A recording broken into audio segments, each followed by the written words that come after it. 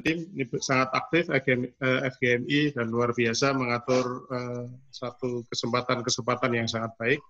Kedua, terima kasih ke Prof. Mega dengan sukarela volunteer untuk membimbing kita di virtual G-Wisata ini.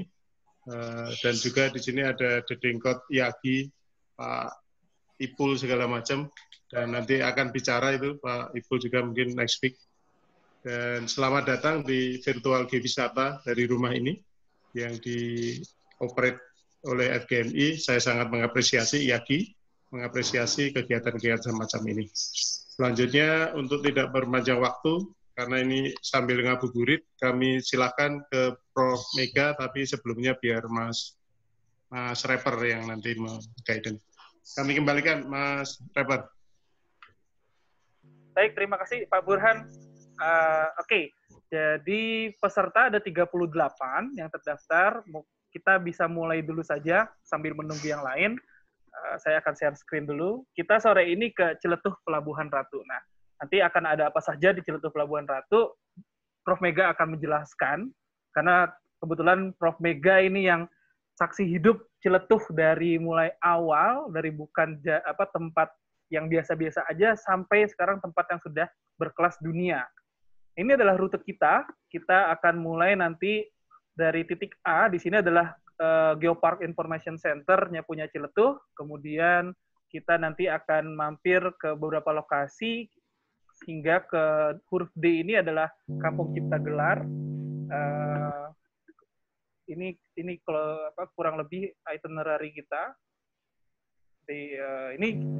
Kita buat D1, D2 Bu Mega ya. Jadi seolah-olah nanti kita menginap di Hotel Samudra di kamar 308. Jadi ini itinerary kita hingga nanti kita ke Ciletuh. Saya kira langsung saja saya persilahkan Bu Mega, waktunya Bu Mega untuk menjelaskan tentang ada apa saja sih di Ciletuh Pelabuhan Ratu. Silakan Bu Mega.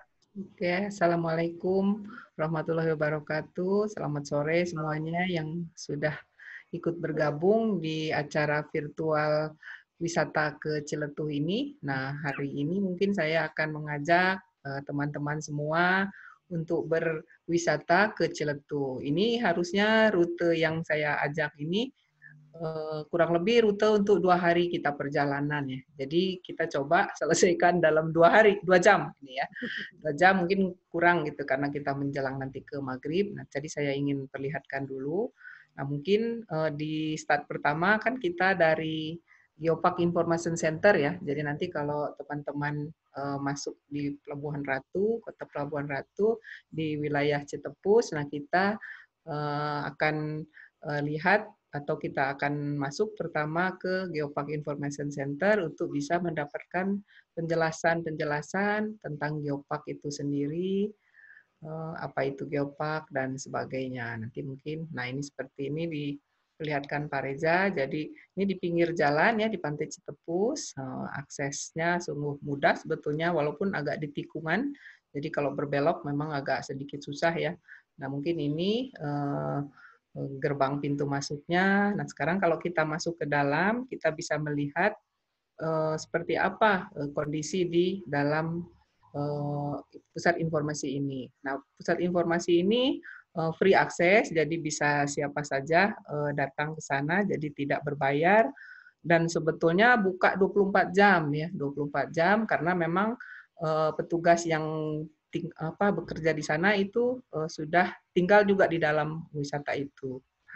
Ini mungkin Pak Reza menunjukkan mobil ya, mobil brandingnya Geopark.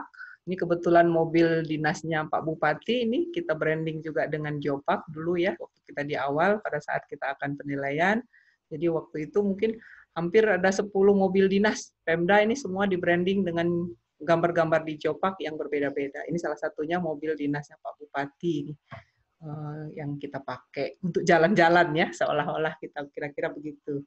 Nah ini mungkin rute kita di sini hari ini dari kita pusat informasi ini yang ada di Pantai Citepus, kemudian nanti kita coba jalan melihat ke Ina Samudra Beach Hotel, jadi ini hotel bersejarah. Kemudian nanti kita coba mampir sebentar ke Pantai Karanghawu yang sebetulnya sudah terkenal mungkin untuk orang-orang yang biasa ke Pelabuhan Ratu.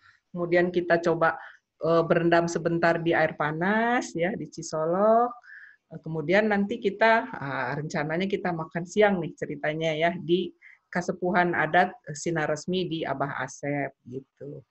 Nanti selesai makan siang, kita nggak jadi nginep di sini, karena kalau nginep di situ kita perjalanan panjang. Jadi kita balik arah lagi ke selatan, kita lewat di Sungai Cimandiri ya. Jadi kalau buat orang geologi, Sungai Cimandiri nanti ini menjadi penting, karena ada sesar Cimandiri ini, ujungnya ada di sana.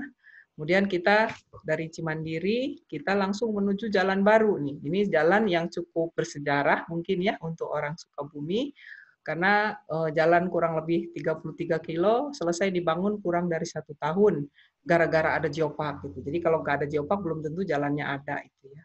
Nanti mungkin kita lihat view-nya yang luar biasa. Kemudian, nah sore hari kita coba sunset nih di Puncak Dharma, yang mungkin untuk para pengunjung ke Geopark ini view yang paling favorit di sini, sunset. Dan nanti selesai sunset kita seolah-olah beristirahat nih di sekitar Puncak Dharma. Ini mungkin rute kita hari jam pertama kita berjalan-jalan ya. Kemudian nanti di rute keduanya, terus di hari kedua seolah-olah kita akan bergerak turun nih dari puncak, kita menuju air terjun, Curug Cimarinjung, kemudian kita turun lagi ke arah pantai, nanti dari pantai kita coba sebentar berperahu ya, kita berperahu namanya ke daerah Pulau Kunti, kalau oleh masyarakat sana terkenalnya sebagai Pulau Kunti. Di sini sebetulnya yang menjadi inti pusat geoparknya ya, kenapa ini diangkat menjadi geopark, itu ada di kawasan komplek itu. Nanti kita balik lagi dari perahu, kita menyusuri ke beberapa curug, di satu tempat itu ada sekitar 4 curug di kompleks Sodong dan Cikante. Kemudian kita dari dasar amphitheater ini, kita bergerak naik ke atas ke Panenjoan, menuju ke arah Panenjoan. Jadi kita sebelumnya akan mampir dulu di Curug Awang, kemudian di perjalanan mungkin saya akan stop sedikit untuk lihat hutan konservasi, Museum Papsi, dan terakhir kita spot siangnya itu di Panenjoan ya, di Bukit Puncak Panenjoan istilahnya. Kemudian nanti sambil dari Puncak Panenjoan, sebelum kita bergerak ke selatan, ini mampir nih ke tempat kami di Unpad gitu ya. Jadi dulunya sekarang kita optimalkan untuk menjadi pusat risetnya Unpad. Kemudian nanti dari sana kita coba river tubing nih sore-sore ceritanya ke arah daerah selatan di Lewi Kenit. Kemudian dari situ tidak jauh kita juga akan coba mampir sebentar ke Curug Luhur, Cigangsa, Surade, dan kemudian kalau memungkinkan nanti waktunya kita coba ke Cikaso. Cikaso ini sebetulnya kalau secara kawasan geopark dia ada di batas luar kawasan geopark, tapi karena site ini sudah cukup terkenal oleh masyarakat sebagai destinasi wisata, jadi kita linkkan juga di dalam geopark. Dan terakhir sunset kita akan menuju ke ujung genteng, kita mengikuti acara seremonial pelepasan penyu ke laut biasanya di menjelang sunset, sambil menikmati sunset, dan mungkin kita diakhiri istirahat terakhir di ujung genteng. Kira-kira begitu ya, nanti mungkin rutenya tadi Pak Reza sudah perlihatkan. Nah ini mungkin ini gambar-gambar di Information Center ya, jadi kalau gambar yang ada gambar saya nih ceritanya, nah itu dulu adalah tempat penerimaan tamunya di situ, disediakan leaflet, buku tamu, atau dan sebagainya yang bisa free diambil di sana. Baru nanti petugas akan menjelaskan tentang apa-apa saja tentang geopark yang ada dipasang di corner ini di lantai 1 ya. Nanti di lantai 2-nya sebetulnya office untuk para petugas. Nah, itu ada teman-teman di sana yang pengelola. Nah, ini mungkin dulu salah satu biasa kalau kunjungan-kunjungan mahasiswa, pelajar datang ke sana, ini mungkin seperti kami ini waktu membawa kunjungan mahasiswa juga ke sini 100 orang bisa masuk di dalam Information Center. Nah, sekarang karena kita persiapan akan revalidasi, ini direnovasi nih. Pajangan yang tadi pertama ini tahun kemarin, akhir tahun kemarin direnovasi. Ini view-nya menjadi lebih baru, mungkin lebih slow ya. Kalau tadi lebih menonjol, warnanya ini lebih slow. Nah, kurang lebih seperti ini tampilan-tampilan baru kalau akan Anda lihat. Nah, terus kemudian ini ada yang baru di sini, ada di pojok paling kanan gambar. Nah, itu di situ adalah corner untuk Sister Geopark. Jadi ada mitra-mitra yang bawah ya, yang bawah. Nah, itu adalah corner untuk Sister Geopark. Jadi saat ini Ciletuh sudah punya mitra untuk yang UNESCO-nya kalau di luar negeri dengan Langkawi, kemudian Satun, dan Izu Peninsula Geopark. Jadi di bawah itu ada meja pajangan untuk yang Geopark sisternya kita. Kemudian kalau yang dalam negerinya dengan Gunung Sewu, Batur, dan yang sudah internasional. Nah, ini kira-kira begitu ya dari sana. Kita coba jalan nih Kang Reza, sudah kita keluar, kita jalan menuju Ina Samudra Beach Hotel ya. Jadi kita jalan. Ini sambil kita jalan, Bu, mungkin bisa diceritakan ada apa sih sebenarnya? Ya, jadi ini sepanjang perjalanan semua view-nya pantai. Jadi di sebelah kiri kita itu adalah pantai ya. Jadi kurang lebih mungkin hanya 10 menit kita dari Information Center sepanjang pantai ini semuanya sampai kita menuju ke namanya kawasan Ina Samudra Beach Hotel yang sebetulnya di kawasan itu juga masuk di dalam kawasan Cagar Alam Sakawayana. Jadi nanti sekitar itu memang agak rimbun. Mungkin kalau teman-teman yang pernah ke Pelabuhan Ratu, itu sebelah kanan itu nanti jalannya rimbun sekali. Nah, itu adalah kawasan Cagar Alam Sakawayana. Kemudian sebelum itu juga nanti kita melewati pesanggerahan Istana Presiden gitu ya. Jadi di sana juga ada kita lewat. Nah, ini mungkin kita coba lihat di kawasan ini ya. Nah, ini contoh hutannya ya, hutannya ini gerbang masuk di kawasan Ina Samudra Beach. Ini nanti teman-teman kalau yang belum pernah ke sini masuk ke Ina Samudra Beach, nanti Pak Satpam itu langsung akan tanya, Bapak, Ibu akan menginap di hotel ini, katanya gitu kan. Kalau kita yang belum pernah tahu pasti akan agak jengkel. Ya iya, orang saya masuk hotel, saya mau nginap gitu kan. Nah ternyata yang datang ke sana tidak hanya untuk menginap, tapi salah satunya adalah untuk melihat kamar yang spesial 308. Nah ini di sebelah kiri sudah kita lihat ya ada tulisan Batu Karut begitu ya. Nah itu adalah salah satu objek geosite yang ada di kawasan Geopark Ciletuh ini yang ada di dalam lingkungan Ina Samudra Beach. Nah ini mungkin ya tadi boleh Pak Reza kita masuk ke kamar dulu biar penasaran, biar tidak penasaran ya. Jadi, nah ini adalah kamar 308, walaupun sekarang di depan kamar ditulisnya private room gitu ya, tidak ada ditulis 308 lagi, tapi di kiri kanannya masih disewakan untuk kamar-kamar tamu. Nah ini kurang lebih sebetulnya di dalam kamar 308 ini yang diyakini atau diketahui masyarakat itu sebagai kamarnya Nyi Roro Kidul ya, jadi kurang lebih seperti itu. Jadi kalau hari-hari tertentu ini penuh antrian orang ingin masuk ke ruang ini yang berbayar per jam itu kalau tidak salah sekitar 750.000 ya per jam. Lumayan ya. Padahal nginep di hotelnya itu kalau hari biasa kurang dari 750.000 satu malam begitu. Ini cuma 1 jam. Tapi antriannya tetap banyak. Makanya kalau kita di depan gerbang masuk akan bilangnya ke 308, nanti satpamnya langsung mengarahkan gitu ke jalannya kemana gitu ya untuk registrasi daftarnya. Kira-kira mungkin begitu. Jadi ini, tapi kamar ini sebetulnya juga dulunya adalah kamarnya Insinyur Soekarno karena hotel ini adalah hotel yang dibangun oleh arsiteknya presiden kita yang pertama Insinyur Soekarno. Jadi konon kabarnya, nah di hotel ini di kamar ini dulu beliau pertama sekali menginap pada saat hotel ini sudah jadi. Jadi kemudian ke sini-sini, nah itu jadi disakralkan mungkin jadi seolah-olah dibuatlah menjadi kamar Nyi Roro Kidul karena pesangon presiden sudah dibuat di sebelahnya lagi sebelum dekat SDH ini. Kira-kira mungkin itu tentang kamar. Nah, kita mungkin keluar ya, kita keluar ke halaman. Jadi objek wisatanya ini ada di halaman parkir di bawah ya. Jadi kalau Bapak Ibu jalan tinggal turun ke halaman parkirnya ke dekat pantai. Nah, di sini kita akan melihat jadi yang kiri atas ya, kiri atas yang ada tulisan gambar merah nih, gambar merah.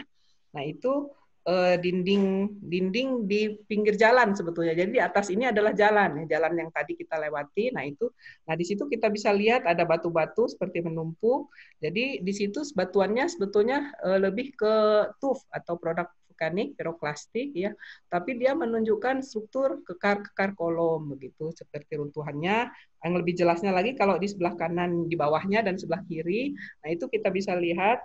Ini mungkin seolah-olah sekilas tumpukan seperti tumpukan batu ya, tumpukan batu. Nah, itu menunjukkan ada kekar-kekarnya mungkin yang bawah kanan tengah itu lebih kelihatan seperti kekar kolom, tapi kalau dari jauh kita seolah-olah melihat seperti wajah atau muka orang ya.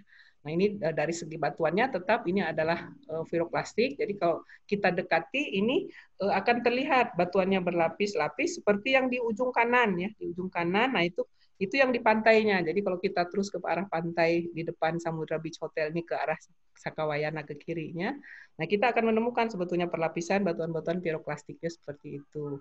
Nah kemudian di pojok kanan itu ada gambar beberapa arca. Jadi arca-arca ini diketemukan ada di Gunung Tangkil di belakang hotel ini. Jadi di atas tadi di kawasan cagar alamnya. Jadi ada satu gunung di sana kecil ya. Nah itu katanya konon kabarnya dulu adalah tempat pertapaan. Tapi saya juga nggak tahu ya. Tapi ditemukanlah benda-benda seperti ini di bukit itu. Tapi konon ceritanya juga bukit itu dulu sebetulnya karena dia di atas. Jadi ya Insinyur Soekarno itu pada saat membangun SBH itu ya dia memantaunya ya dari atas bukit itu begitu kurang lebih mungkin ya. Jadi mungkin kemudian dikeramatkan oleh masyarakat yang berikutnya. Nah ini mungkin tentang Samudra Beach. Mungkin kalau aspek budaya lain di Samudra Beach ini tentang batu karut tadi atau batu kolumnar tadi ya. Jadi yang di pinggir pantai itu juga dikenal sebagai gerbang menuju Istana Ratu Selatan. Nah ini selesai, kita mungkin keluar lagi, jalan nih. Jadi jalan tadi ada di atas hotel ya. Jadi hotel itu sebelah kiri, ini bangunan yang bertingkat tingginya.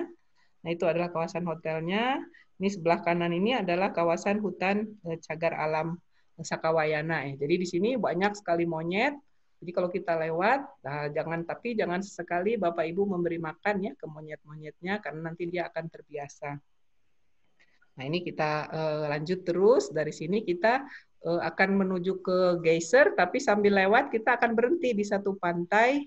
Tadi namanya Pantai Karanghawu ya, mungkin Kang Reza boleh lihatkan rutenya. Nah ini, jadi ini adalah Pantai Karanghawu, jadi tidak jauh juga tadi dari Pantai Samudra Beach Hotel. Nah ini pantai ini kalau untuk wisatawan Sukabumi ini cukup terkenal lah, paling rame biasanya wisatawan di pantai ini karena pantainya cukup panjang. Tapi juga gelombangnya cukup lumayan dan batuannya berkarang. Nah, kenapa di sini disebut Karanghawu? Jadi di situ ada semacam seperti gua kecil ya, gua karena abrasi mungkin. Nah, itu kalau menurut orang Sunda ini seperti gambarnya hawu atau tungku di dapurnya tradisionalnya orang Sunda begitu. Jadi makanya di sini di kanon disebutlah dengan namanya Karanghawu ya. Jadi kira-kira seperti itu di pantai ini. Di pantai ini juga sudah ada panel ya. Ini adalah panel yang baru kita pasang tahun lalu. Kalau yang sebelumnya warnanya berbeda, ini yang sekarang adalah seperti ini. Ini adalah contoh panel-panel yang ada di kawasan Pantai Karanghawu. Kemudian di sini cukup terkenal tempat wisata, tapi juga cukup berbahaya. Jadi mungkin setiap tahun ada saja yang berenang yang kemudian meninggal gitu ya karena terbawa gelombang ombak. Karena kalau menurut tulisannya Pak Yunus ini di sini di bawah arusnya itu arusnya sangat kuat begitu ya, jadi seperti mengeruk ke dalam. Jadi makanya orang kalau yang berenang di sini seperti tertarik begitu. Jadi harus hati-hati sekali walaupun dipasang itu dan ada pengawas gitu, pengawas pantai, tapi tetap saja kalau musim libur dulu ini di sini luar biasa gitu pengunjung. Istilahnya itu Prof ya, kolecer ya. Saya lupa. Kenapa? Istilah Sundanya yang arus itu yang ke bawah. Ya, kolecer. Harus balik ya. Jadi kan di situ langsung curam pantainya ya. Jadi daerah zona Sabdaksi kalau kita lihat nanti di Google Earth-nya itu mungkin di situ sangat curam itu pantainya ya. Nah, kita lanjut mungkin ya. Kita lanjut langsung ke geyser. Geyser ya, boleh ya. Nah, geyser ini juga kurang lebih mungkin tadi dari pantai itu ya 15 menit lah. Karena jalannya sudah bagus. Jadi ada 2 rute jalan nih boleh ditempuh ya. Jadi silahkan mana yang dua-duanya jalannya bagus. Nah, kita sampai ke daerah geyser. Jadi geyser ini kalau masyarakat sana nyebutnya ya air panas karena memang airnya panas gitu ya. Jadi semuanya menyebutkan panas. Tapi kemudian pada saat kita memasukkan menjadi geosite Geopark Ciletuh, kita beri namanya Geyser Cisolok. Kenapa? Karena untuk mengangkat nama kawasan Cisoloknya. Kalau kita sebut Cipanas ya di mana-mana namanya Cipanas gitu. Nah, ini mungkin kalau kita dari tempat parkir ya setelah di sini memang kita berbayar ya. Jadi tapi tidak terlalu mahal. Nah, kita turun dari tempat parkir berjalan kaki ini seperti ini. banyak pedagang kaki lima mungkin itu yang menjual oleh-oleh dan segala macam kebutuhan kalau yang mau ganti baju, berenang dan seterusnya, termasuk ada kolam rendam begitu ya. Nah ini kemudian itu ada tangga, nah kita akan nyebrang ke sungai. Jadi ini kita menyeberangi sungai melalui jembatan gantung ya. Jadi ada jembatan gantung. Nah kita sudah sampai di seberang. Nah inilah yang kita lihat di kawasan ini geyser ini. Jadi di dalam itu ada kolam pemandian air panasnya seperti ini. Jadi ada 3 kolam ya. Jadi ada 3 kolam. Yang panasnya berbeda. Ini kolam yang paling besarnya, yang paling besar kolamnya. Jadi suhunya mulai dari 40 sampai 35 derajat kurang lebih ke arah selatan terus. Nanti berikutnya ada kolam lagi untuk anak-anak. Dan nanti ada 1 kolam lagi lebih besar. Mungkin kalau ada gambar yang geysernya, yang mancar airnya.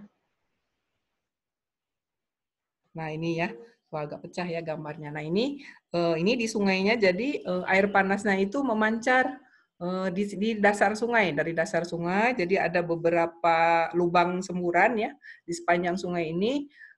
Yang kalau yang besar itu mungkin sekitar ada 4 semburan sepanjang aliran sungai. Kemudian ada rembesan-rembesan kecil juga yang masuk di sana. Ini mungkin gambarnya agak lama. Kalau kemarin sudah ada lebih baru ya, jadi sudah lebih baik mungkin sedikit ya. Nah kemudian, nah ini mungkin gambar yang di saya. Nah ini seperti ini. Ini gambar beda dengan yang tadi ya, gambar semburannya. Jadi yang dekat jembatan itu biasanya yang dipakai oleh pengunjung untuk berendam. Gitu. Kalau yang ke arah selatan ini mungkin jarang dipakai ya.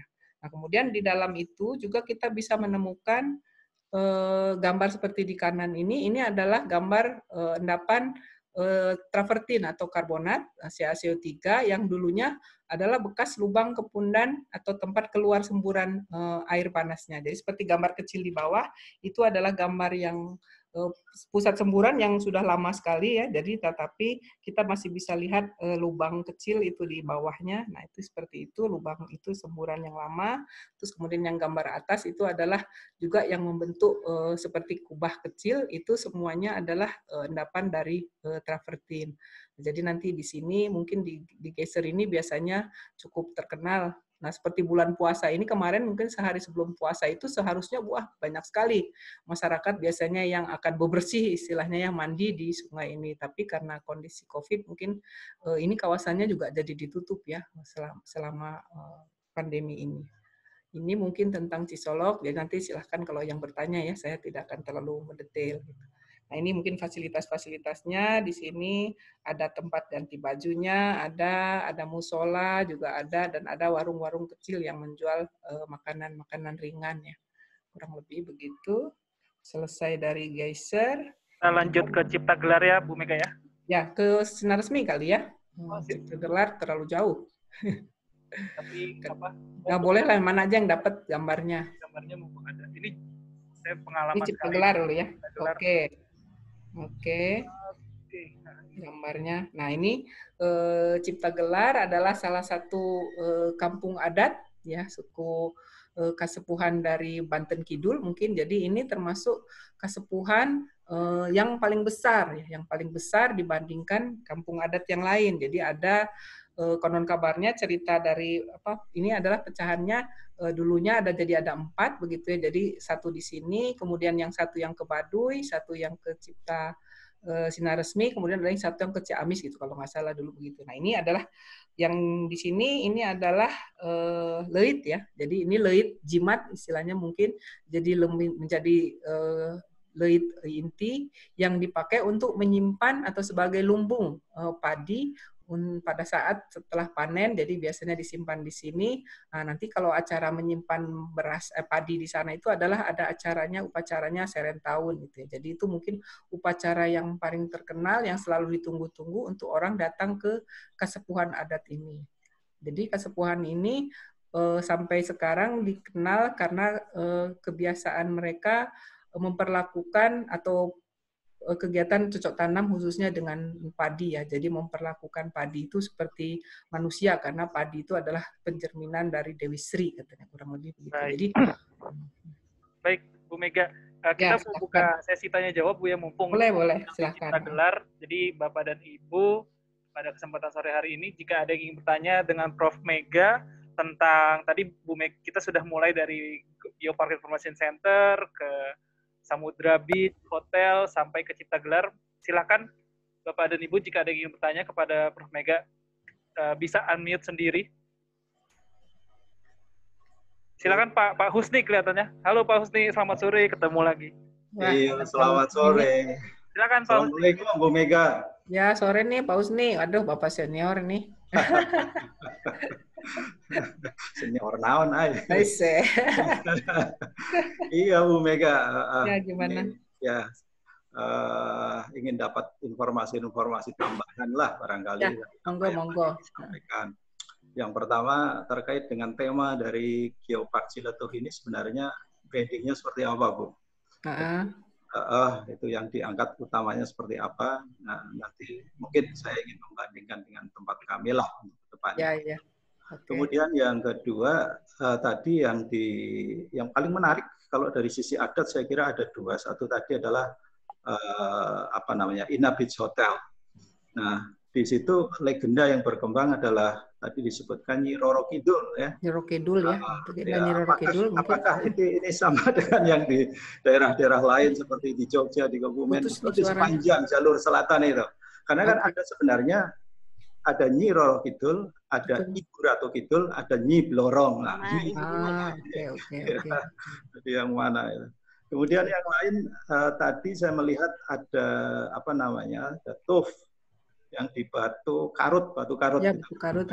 Tuf bisa membentuk semacam kolumnar join yang begitu ideal semacam itu. Apakah mungkin kalau biasanya kan dia karena proses peretakan pada saat lava pembentukan begitu ya, atau pada batuan-batuan beku. Nah ini pada tufa ini mungkin ada sesuatu yang menarik di situ. Terus satu lagi geysernya Bu. Ini kalau dikaitkan dengan sistem geotermalnya, ini yang arah mana ini Bu? Itu aja saya kira. Oke, ya baik. Terima kasih nih Pak Husni ya untuk pertanyaannya nih ngeborong.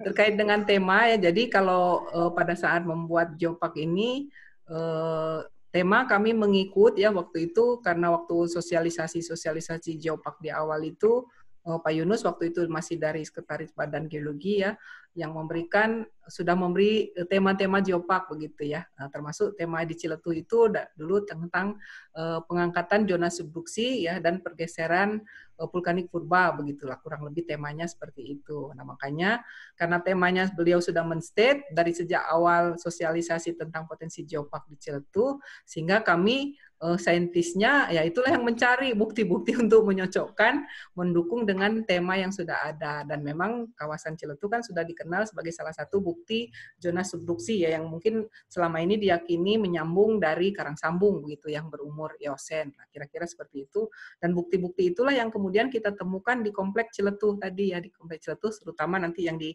Pulau Kunti, Gunung Badak dan sekitarnya. Nah, itu tentang tema ya.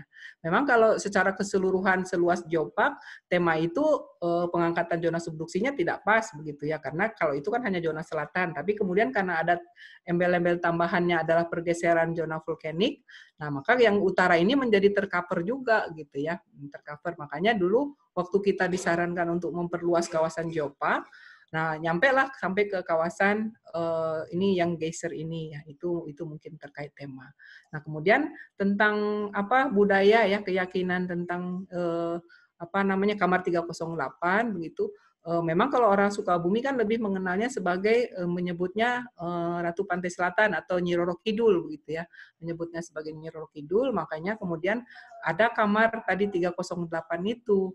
Nah, termasuk tadi batu karut itu. Jadi kalau yang di dinding dekat jalannya itu memang batuannya, tapi di sebelah kiri juga ada tumpukan-tumpukan batuannya seolah-olah seperti dibuat begitu. Tapi itu tidak gitu real kalau kita lihat kita akan lihat pecahan-pecahannya itu memang nyambung semua gitu. Jadi tidak ditumpuk-tumpuk orang gitu. Nah, memang seperti ada dua gapura tumpukan itu. Jadi kemudian dikenal oleh masyarakat, saya nggak tahu juga nama batu karutnya dari mana, tapi secara budaya tempat itu atau dua tumpukan batu besar ini kemudian dikenal sebagai gerbang masuk menuju pantai Laut Selatan ke istananya Nyi Roro Kidul, kurang lebih begitu gitu ya. Jadi memang persis itu di pinggir pantai. Nah, sebetulnya beberapa tahun sebelumnya itu. Nah, di situ kemudian oleh pengelola hotel SBH ini, di situ dibangun dermaga, sebetulnya dermaga untuk pelabuhan ya. Kalau orang akan berkeliling ke laut, naik dermaganya dari situ. Tapi mungkin pernah kena gelombang besar, jadi dermaganya hancur. Tapi kalau kita melewati gerbang batu itu, ke arah pantai kita memang akan menemukan sisa-sisa batu-batu yang dibangun untuk dermaga. Itu mungkin terkait dengan batu karut. Dan kalau dulu masih di awal penelitian, saya juga hanya sekilas, wah iya ini lava begitu ya. Ya udah, saya juga bersama lihatnya lava, tidak melihat. Kemudian berikutnya tulisan dari Pak almarhum Budi ya, Pak Budi pernah melakukan penelitian sampling di situ, saya kira. Nah, kemudian beliau yang menyampaikan ini bukan lava, tuff. Nah, kemudian jadi akhirnya saya coba teliti lagi, kita buat insection, kita buat analisis dan sebagainya. Oh, ternyata betul. Dan kita selusuri singkapan-singkapannya, ternyata lebih menunjukkan lava piroklastiknya ya. Jadi lebih berlapis. Jadi kalau kita ke arah Gunung Tangkil itu semakin kelihatan perlapisan-perlapisan tebalnya. Nah, ini kalau saya kebetulan bukan ahli vulkanologi nih, tapi mungkin nanti ada Mas Okan yang bisa ikut bantu. Kalau lihat di kompleks sekitar itu semua, itu memang endapan piroklastiknya cukup tebal. Jadi mungkin, saya nggak tahu dari gunung mana dulunya, sehingga menghasilkan endapan piroklastik yang cukup tebal, seperti Indingbrid itu mungkin ya. Jadi makanya pada saat pendinginan dan sebagainya, sehingga dia bisa membentuk juga krek-krek pecahan, membentuk seperti kekar-kekar kolom seperti yang ada di komplek SBH ini. Nah, itu mungkin terkait dengan batu karut. Dan yang terakhir tadi tentang geyser. Nah, jadi geyser ini kalau kita lihat peta di geologinya, maka jalur timbulnya mata air, semburan-semburan air panas itu membentuk mengikuti ada jalur sesar di sepanjang Sungai Cisoloknya begitu ya. Jadi kebetulan kalau di lokasinya kita ada panelnya ya. Jadi menunjukkan jalur sesarnya seperti apa. Nah, itu sepanjang jalur itu sesarnya. Kemudian di situ memang di tahun 92 apa 90 saya lupa, itu daerah konsesinya Pertamina Panas Bumi yang pernah melakukan pemboran.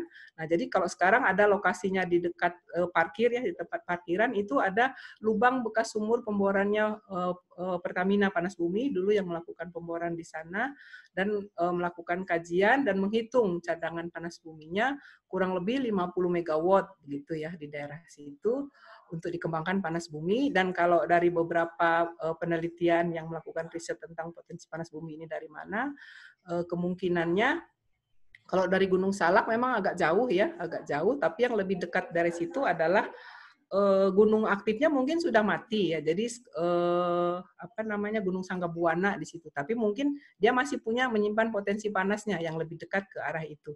Kira-kira mungkin seperti itu ya. Jadi daerah itu sebetulnya konsesinya Jabar Energi atau apa pernah melakukan untuk konsesi panas bumi. Tapi tidak persis di lokasi Cisoloknya, tapi ada namanya lokasi Sungai Cisukarame ya. Nah, itu yang kemudian banyak dilakukan survei-survei untuk lebih detail untuk pengembangan panas bumi. Tapi beberapa tahun belakangan saya dengar pada saat mereka melakukan pemboran ada kendala, jadi kemudian tidak aktif lagi kegiatannya sampai hari ini. Jadi dan masyarakat pun lebih senang kalau kawasan itu dipakai untuk wisata, jadi tidak untuk operasi panas bumi. Kira-kira mungkin begitu ya. Cukup mungkin? Ya. Enggak. Okay. Ini ya. Cukup ya Pak Husni ya. Oke. Makasih Bu. Ada yang ingin bertanya lagi? Satu bertanya. Tadi saya lihat ada yang sudah menyalakan mic-nya. Sore Bu Mega. Sore. Bu, okay. Ini mungkin saya nitip aja Bu, mungkin bisa sambil diceritakan soal potensi kebencanaannya. Seperti Sukaresmi ini kan saya pernah dengar ada kejadian longsor juga Bu ya, ada potensi longsor. Terus di sepanjang pantai selatan kan tentu saja tsunami. Di mana aja yang udah ada kayak papan peringatan dan shelternya, terus kemudian juga peringatan dininya di mana aja gitu Bu. Sama nanti mungkin di Sesar Cimandirinya gitu Bu, mungkin bisa. Oke. Ya, baik. Betul ya, kalau untuk longsor tahun lalu ya, akhir tahun lalu, 2 tahun lalu itu yang longsor besar, cukup besar di kawasan dekat dengan Kesepuhan Sinar Resmi. Jadi di bawah yang ini, bukan yang ini kan Cipta Gelar ya fotonya. Jadi yang di bawahnya. Nah, jadi yang longsor itu masuk di dalam kawasan Kesepuhan Sinar Resmi. Memang itu agak lereng ya, kawasannya memang lereng, dan Kasepuhan ini semuanya berada di batas kawasan Taman Nasional Gunung Halimun Salak sebetulnya. Jadi cukup inilah, karena juga ada di beberapa tempat lokasi-lokasi masih ada penambang-penambang liar ya di sekitar kaki Gunung Sanggabuana-nya. Mungkin itu yang menjadi penyebab longsor begitu ya. Tapi sekarang sudah direlokasi sejak kejadian longsor itu. Jadi yang masyarakat di Kasepuhan Sinar Resmi yang terkena longsor ini sudah direlokasi ke tempat yang lebih aman. Nah, kemudian potensi yang lain memang betul tsunami ya. Jadi karena tadi sepanjang pantai kita di Jalan Pelabuhan Ratu ini semuanya adalah punya potensi yang cukup tinggi dengan tsunami, dan itu pernah juga terkena tsunami. Jadi waktu misalkan seperti ada gelombang tsunami Aceh atau yang dulu Pangandaran gitu, itu tuh juga terkena ya. Jadi walaupun tidak terlalu tinggi, jadi mungkin di situ hanya sekitar setengah meter setengah yang pantai itu yang terkena, dan bangunan-bangunan yang di pinggir pantai yang terkena tsunami. Nah, tapi kalau di sepanjang jalan kita di Pelabuhan Ratu sampai menuju ke arah perbatasan Banten itu banyak sekali peringatan-peringatan atau petunjuk-petunjuk untuk jalur-jalur evakuasi. Jalur-jalur evakuasi menunjukkan ke arah mana evakuasi untuk tsunami ini gitu ya. Jadi mungkin persiapannya sudah dibuat juga, dan dalam rangka kita mau revalidasi Ciletuh ini juga, memang ada salah satu rekomendasi dari UNESCO juga itu, dan kami sudah berkoordinasi juga dengan BPPT. Kebetulan BPPT ada punya program pemasangan TWS ya, Tsunami Early Warning System di jalur selatan ini. Nah, kami sempat meminta ke pihak BPPT untuk memasang satu stationnya di Ciletuh, dan itu sudah disetujui, tapi mungkin karena kondisi COVID ini nggak tahu, mungkin agak mundur ya pelaksanaannya, sehingga nanti akan ada satu stationnya juga untuk di kawasan Geopark ini, termasuk nanti lokasinya dipakai untuk kawasan edukasi untuk kebencanaan. Kira-kira mungkin itu. Kemudian jalur lain juga ada, kalau kita menuju Ciletuh nanti, mungkin di Jalur Baru itu juga beberapa potensi ke tanah longsor dan gempa bumi pasti ada ya, karena kita ada di jalur zona selatan subduksinya, mungkin kira-kira begitu.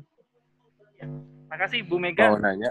Bu, ya, ini boleh. ada dari... Masih boleh nanya nggak?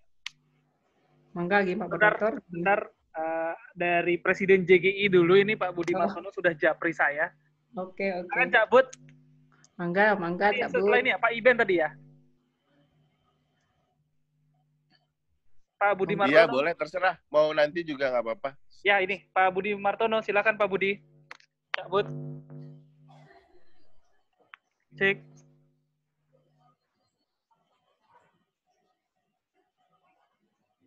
Halo. Pak Budi Martono. Ini sudah japri saya tadi mau nanya. Hilang ya suaranya mungkin. Ada ini, suaranya enggak ya. Kalau gitu sambil menunggu silakan. Siapa tadi? Ya, boleh. Pak Iben, boleh sambil menunggu. Ya, kalau saya sih awam ya tentang geologi. Jadi mungkin tadi Bu Prof menjelaskan beberapa kali tentang batuan piroklastik. Imajinasi saya membawa mungkin ke ribuan atau mungkin jutaan tahun yang lalu. Nah, mungkin bisa dijelaskan sedikit Bu Prof, kira-kira umur dari batuan piroklastik itu karakternya seperti apa umurnya, dan juga kalau kita bicara kawasan Geopark Ciletuh itu yang paling tua itu di daerah sebelah mana gitu kan? Okay. Apakah kita mengunjungi juga jalur yang paling tua dari keseluruhan kawasan ini? Okay. Ya, makasih. Ya, baik. Kalau kawasan utara dari Geopark ini memang seluruhnya atau sebagian besar ada batuan-batuan vulkanik ya, betul-betul vulkanik. Tadi ada tuf, ada breksia, ada lava maupun beberapa intrusi-intrusi yang umumnya kalau di bagian utara umurnya rata-rata mulai dari tersier sampai ke yang muda ya. Jadi mungkin yang paling muda seperti di kawasan Batu Karut itu saya belum pernah melakukan dating, tapi dari beberapa data di Badan Geologi itu umurnya masuk ke dalam formasi Citarate ya, kalau nggak salah saya Citarate vulkanik mudanya. Tapi dia kemungkinannya dia diendapkan juga di lingkungan marin atau di air, makanya kita bisa melihat juga di beberapa lokasi ada seperti berlapis gitu ya. Jadi seperti kalau kita nanti naik tadi di belakang SBH di Gunung Tangkil ini, kita bisa sangat jelas sekali melihat perlapisannya. Juga kalau kita ke selatan, itu lebih ke Jampang ya. Jadi di Jampang juga itu juga sama, produknya adalah vulkanik, tuff, brekcia begitu, juga menunjukkan perlapisan yang cukup tebal begitu ya. Nanti mungkin dan menunjukkan dia memang di lingkungannya di marin gitu ya, di marin. Tinggal gunung apinya ada di mana. Nah, ini yang belum tahu ya. Pada zaman-zaman Meosen itu kira-kira ada di mana gitu. Apakah memang di sekian jalur itu yang kemudian sekarang menjadi cikal bakalnya lagi gunung api aktif yang sekarang. Jadi kira-kira itu. Sementara kalau untuk yang paling tua di Ciletuh ini tadi berdasarkan beberapa dating yang sudah dilakukan, ini sekitar 55-56 juta tahun. Itu yang nanti kita ada di kawasan Ciletuh ya. Nanti kita mungkin yang kita saat berperahu rutenya, nah itu kita akan lihat ke sana ke batuan-batuan yang tua. Jadi hampir mirip seperti yang di Karangsambung. Kalau nanti yang pernah ke Karangsambung, itu batuannya yang ada di kawasan Geopark Ciletuh Pelabuhan Ratu. Mudah-mudahan itu mungkin sementara Pak ya. Baik, ya kita kayaknya Pak Budi Martono masih belum tersambung. Kita langsung ke berikutnya aja ya, Bu Mega. Oke, boleh. Jadi dari Cipta Gelar tadi kita turun menuju Jembatan Kuning. Cimandiri. Mungkin sebagai informasi juga nih untuk yang mau ke Cipta Gelar kapan-kapan, memang harus pakai mobilnya yang off-road ya, apalagi kalau musim hujan, nah itu nggak bisa dilewati, lumpur. Nah, oke. Nah, ini kita terus turun lagi ke bawah ya, sampai kita menuju Sungai Cimandiri. Nah, ini ya. Nah, ini mungkin Sungai Cimandiri di jalannya juga sudah cukup bagus ya. Jadi ini dari Bag-Bagan ya. Bag-Bagan, pertigaan Jalan Raya Sukabumi Pelabuhan Ratu. Ya. Oke. Oke, nah ini kita melewati Sungai Cimandiri, ini jembatan barunya. Nah, ini di sini kalau buat para ahli geologi, di sini katanya jalur sesar Cimandiri itu yang juga nyambung sampai ke sesar Lembang. Nah, ini ujungnya melewati di Sungai Cimandiri ini gitu. Jadi kalau kita turun berjalan ke tepi di seberang sungai, mungkin ada beberapa bukti-bukti dari sesar-sesar ini. Kebetulan ada rekan kami dari Unpad juga yang mendalami tentang struktur Cimandiri ini, ada disertasinya beliau atau tulisannya mungkin bisa dilihat. Nah, di sebelah kiri jembatan ini yang kita lihat, sebelah kiri itu ada jembatan berwarna kuning gitu ya. Nah, ini. Jadi itu adalah jembatan lama yang dibuat pada zaman era penjajahan.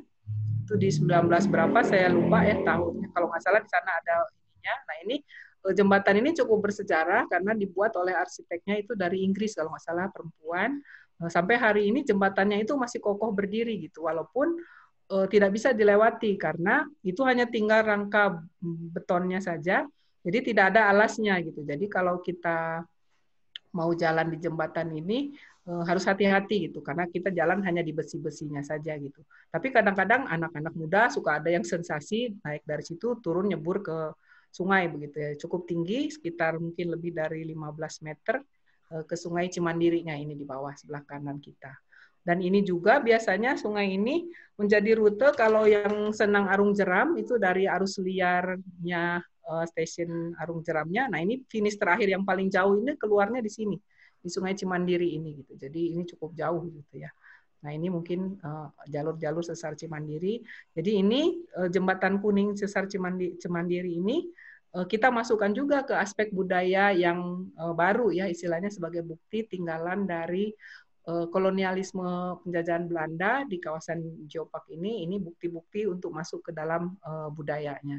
Itu kira-kira tentang cerita jembatan kuning ya. Kenapa kita masukkan ke dalam site di Geopark, walaupun sampai hari ini belum diapa-apakan itu ya untuk diperbaiki. Dulunya kita pernah sarankan, jadi dipasang lagi papannya sehingga orang bisa melewati di jembatan itu untuk berfoto dan sebagainya. Tapi sampai hari ini belum terlaksana.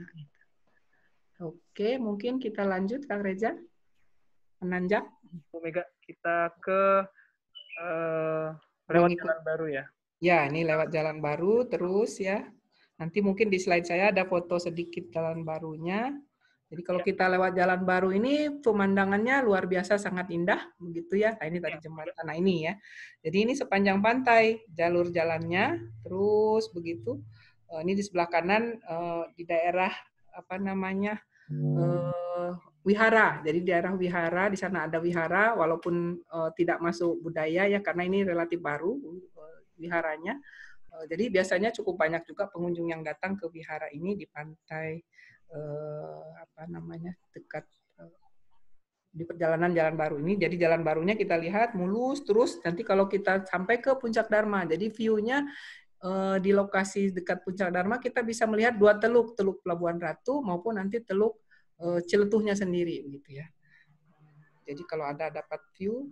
Kemudian nanti kalau juga menanjak di jalan ini, Bapak Ibu harus agak hati-hati karena relatif cukup curam. Jadi ada satu lokasi. Nah ini sebelum sampai puncak Gunung Puncak Gebang, mungkin boleh lihat view Puncak Gebang kalau ada fotonya. Ini salah satu view kalau orang naik. Nah ini mungkin view untuk melihat Teluk Pelabuhan Ratu ya. Jadi kalau di sini masih yang terlihat Teluk Pelabuhan Ratu. Jadi Teluk Ciletuhnya belum kelihatan ya. Kalau dari sini yang kita lihat adalah Teluk Pelabuhan Ratu. Dan kalau kita biasanya ke belakang, kita bisa lihat jalan curam yang kita lewati. Yang di bawah begitu ya, nanjak ke atas sampai ke bukit ini. Jadi di sini sebelum sampai ke sini ada namanya tanjakan. Sebetulnya nama lokasinya adalah Balewer ya, tapi kemudian oleh masyarakat disebut juga sebagai tanjakan dini. Laut Miring View tuh kalau nggak salah itunya ya. Iya, Nah di situ, nah di situ itu dikenal juga sebagai tanjakan dini oleh masyarakat karena pernah waktu jalannya baru selesai, ada yang mencoba jalur itu pakai kendaraan mobil terus terbalik karena mungkin kondisi mobilnya tidak sehat, terbalik sampai yang namanya penumpang namanya Dini ini meninggal gitu. Jadi kemudian dikenal lah oleh masyarakat jadi tanjakan dini. Nah kemudian kita sampai nih kelihatannya di Puncak Dharma. Ini mungkin spot paling favorit oleh para pengunjung ya, karena di sini kita bisa melihat tadi Teluk Ciletuh. Jadi kalau di sini Teluk Pelabuhan Ratu sudah tidak kita lihat lagi gitu.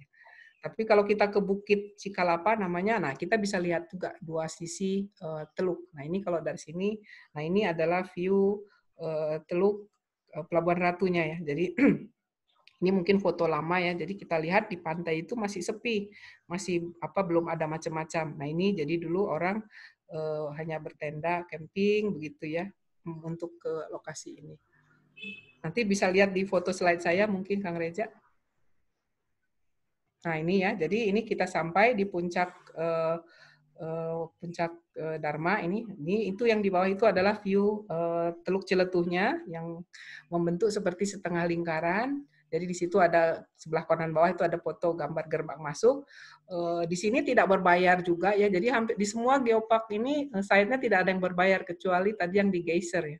Jadi kalaupun ada di situ ada istilahnya kenceleng. Jadi sukarela pengunjung menulis di buku tamu, kemudian ada kotak sukarela saja silahkan mengisi. Nah itu kemudian di sebelah kiri bawah itu ya ini yang mungkin salah satu contoh yang salah menurut saya.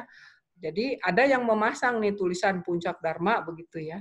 Tapi jadi mengganggu view pemandangan kita ke laut ini begitu karena ada tulisan itu begitu. Jadi itu sudah berapa kali atau udah jadi gitu. Jadi kita tidak bisa apa-apa lagi memberitahunya.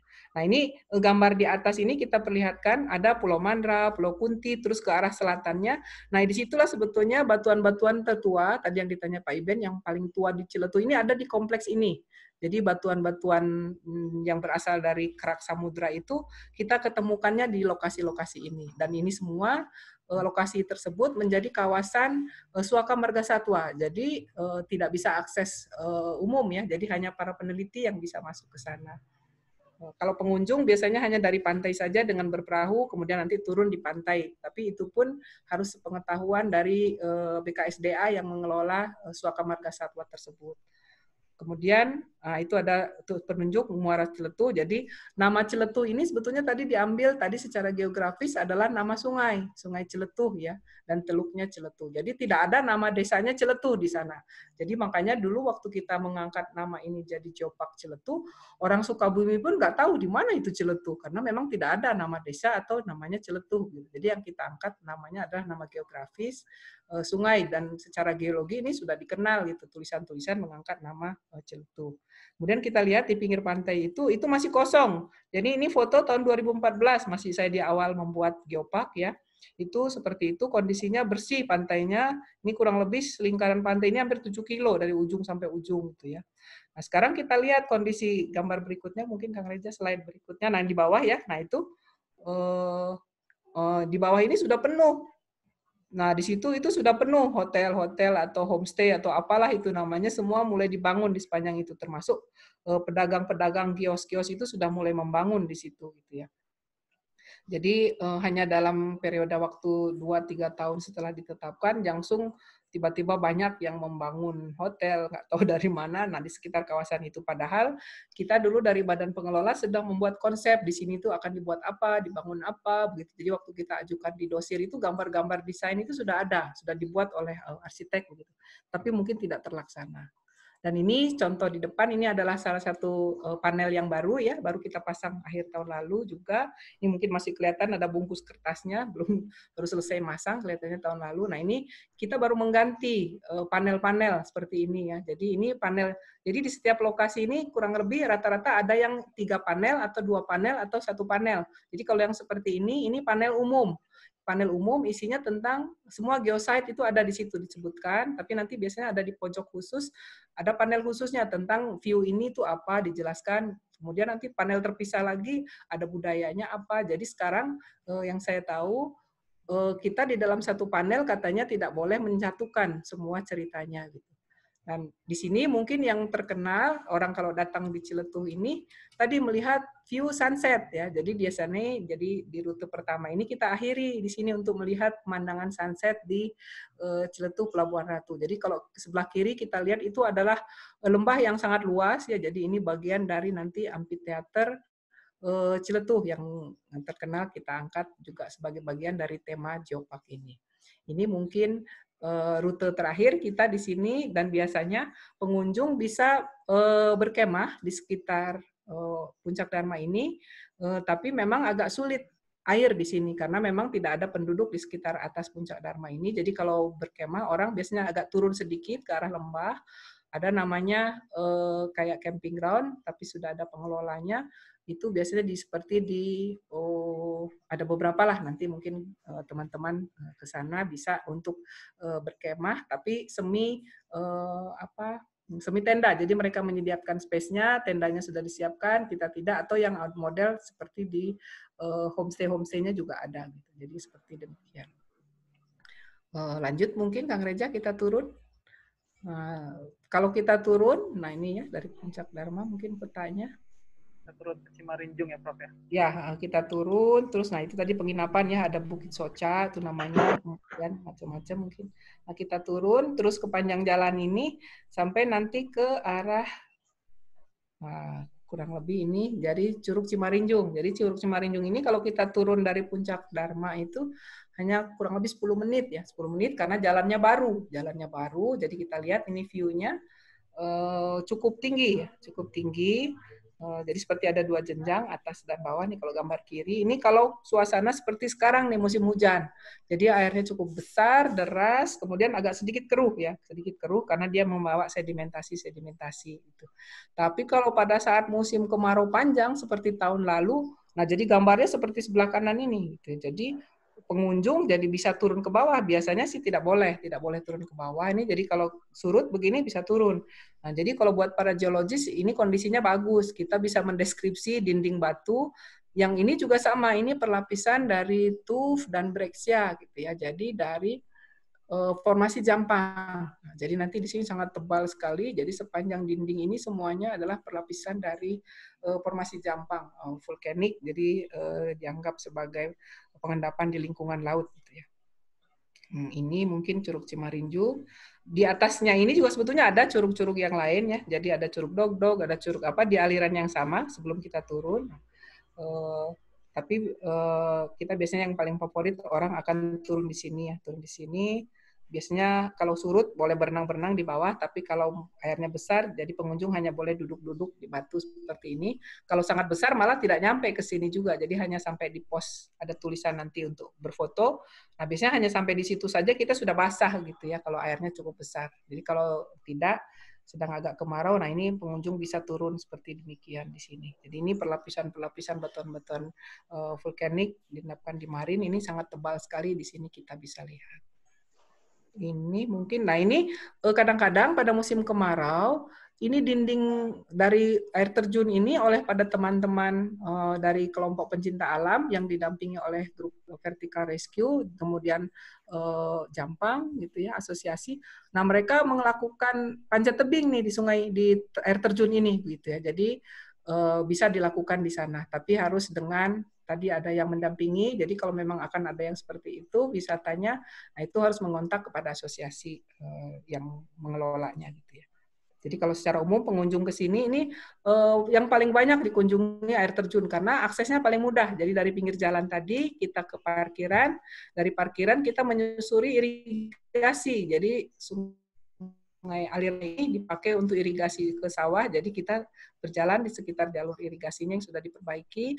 Nah itu hanya kurang lebih 5 menit saja dari tempat parkir sampai ke curug ini. Jadi ini paling banyak yang dikunjungi oleh pengunjung. Lanjut mungkin Kang Reza. Oke Bu Mega, kita ke Palangpang ya. Ya, ke Pantai Palangpang ya. Nah ini juga sama, ini spot tadi yang kita lihat dari atas, yang Teluk Ciletuh ya. Ini di sini ada sign-nya Geopark Ciletuh. Jadi yang ada tulisan mungkin sering muncul di di Facebook atau apa ya. Nah ini tulisan ini, jadi ini cukup luas. Nah seperti ini ada tulisan Geopark Ciletuh gitu ya. Nah memang banyak pengunjung jadi sering bertanya-tanya nih, kenapa namanya Geopark Ciletuh? Kan katanya sudah ditetapkan UNESCO namanya Ciletuh Pelabuhan Ratu begitu ya. Nah ini menjadi bagian dari sejarah pembentukan Geopark Ciletuh juga, karena tadi dulu pada saat di awal ditetapkan nasional, kawasannya hanya kecil, hanya di sekitar ini saja begitu ya. Jadi diberi namanya Geopark Ciletuh, tapi kemudian pada saat mengajukan ke UNESCO, kita memperluas kawasan sampai ke Pelabuhan Ratu, makanya diberi embel-embel namanya jadi Ciletuh Pelabuhan Ratu. Nah ini pantainya sangat luas sekali gitu ya. Jadi kalau ada event-event biasanya dilakukan di pantai ini. Cukup luas dari pantai sampai ke pinggir yang pedagang ke jalan itu mungkin ada sekitar 300 meter lebih ya. Dan biasanya pantai ini juga dipakai kalau yang wisatawan senang dengan paragliding atau paralayang dari Puncak Dharma, dan ada satu lagi puncak namanya Puncak Aher. Biasanya mereka start dari sana dan nanti landing di sini di pantai ini gitu ya, di pantai ini. Dan juga ada event-event tahunan suka dilakukan seperti Hari Nelayan. Pernah Geopark Festival Ciletuh juga pernah kita lakukan di pantai ini, dan juga ada acara-acara seremonial lain atau camping pramuka. Nah, biasanya juga dilakukan. Dan yang paling menarik di sini juga sering dilakukan penyematan baret merah Kostrad ya. Karena di kawasan Geopark kami ada tempat latihan Kostrad. Jadi kalau pada saat latihan gabungan, mereka kemudian diakhiri dengan penyematan baret merah. Nah, ini di sepanjang pantai ini bisa ribuan para tentara itu direndam dulu nih di pantai begitu. Kemudian nanti ada tenda-tenda mereka terpisah sedikit nanti di pantai, tidak di sini di belakangnya, jadi nanti ada khusus. Nah, itu juga di sana dilakukan biasanya berapa tahun sekali akan ada rutin kegiatan-kegiatan seperti itu di sana. Oke, mungkin lanjut. Ya, Bu Mega, sebelum lanjut, ini kelihatannya Pak Budi Martono sudah tersambung. Oh, oke, silakan Cak, sambut. Monggo Cak. Oke, makasih Mas Risa. Selamat sore, Prof. Ya, sore Pak Budi, sehat? Ya, alhamdulillah. Senang nih lihat Ciletuh Pelabuhan Ratu ini, Prof. Saya nggak nanya ini. Okay. Ini kebetulan tadi ada Pak Kusni dari Karangsambung Karangbolong ya. Mungkin Ciletuh Pelabuhan Ratu, Karangsambung Karangbolong dan Gunung Sewu ini secara kebetulan berada di pantai selatan Pulau Jawa. Jadi kita sama-sama Geopark Nyai Roro Kidul gitulah, Prof. Jadi intinya barangkali di dalam nanti setelah COVID-19 ini selesai, mungkinkah Ciletuh Pelabuhan Ratu, Karangbolong, Karangsambung, Gunung Sewu ini kan satu kawasan ya di pantai selatan Jawa. Kita beruntung nih di bagian selatan, di pantai utara belum ada ya kecuali Bojonegoro ya. Ya seperti almarhum Pak Bubra lah, kita prinsip biowisata dan lain-lain. Mungkin perlulah nanti kita rembuk bareng tentang event daripada geoturismenya, festivalnya, apa Tour de Geopark Selatan gitu ya. Nyai Roro Kidul. Itu aja, Prof. Ini sebagai bahan kajian nanti kita. Ya. Bagus, ya, bagus. itu aja lah. Sambil say hello aja ke Prof ya. ini. Bagus Semoga sukses lah revalidasinya nanti, Prof. Terima Salam kasih ke kawan-kawan. Assalamualaikum warahmatullahi wabarakatuh. Waalaikumsalam warahmatullahi wabarakatuh. Oke. Oke.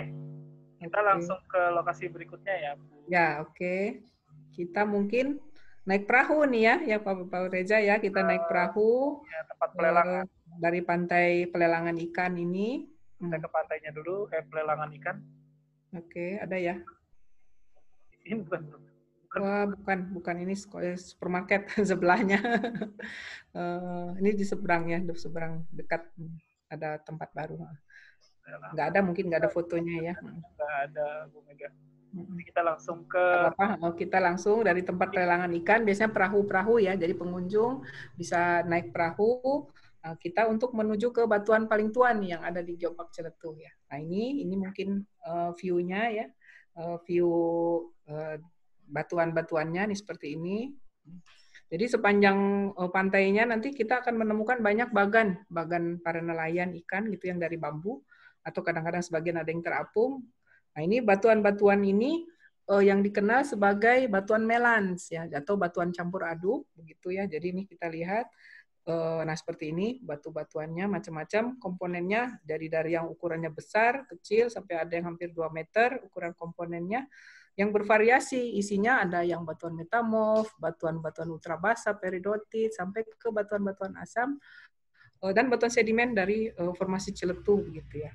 Nah, makanya kalau sebagian peneliti juga menyebutnya ini bukti tumbukan ya. Jadi batuan yang masuk ke dalam jalur tumbukan atau zona palung begitu, kemudian terangkat. Nah, didapatkanlah seperti di tempat ini begitu ya. Jadi ini bukti batuan campur aduknya.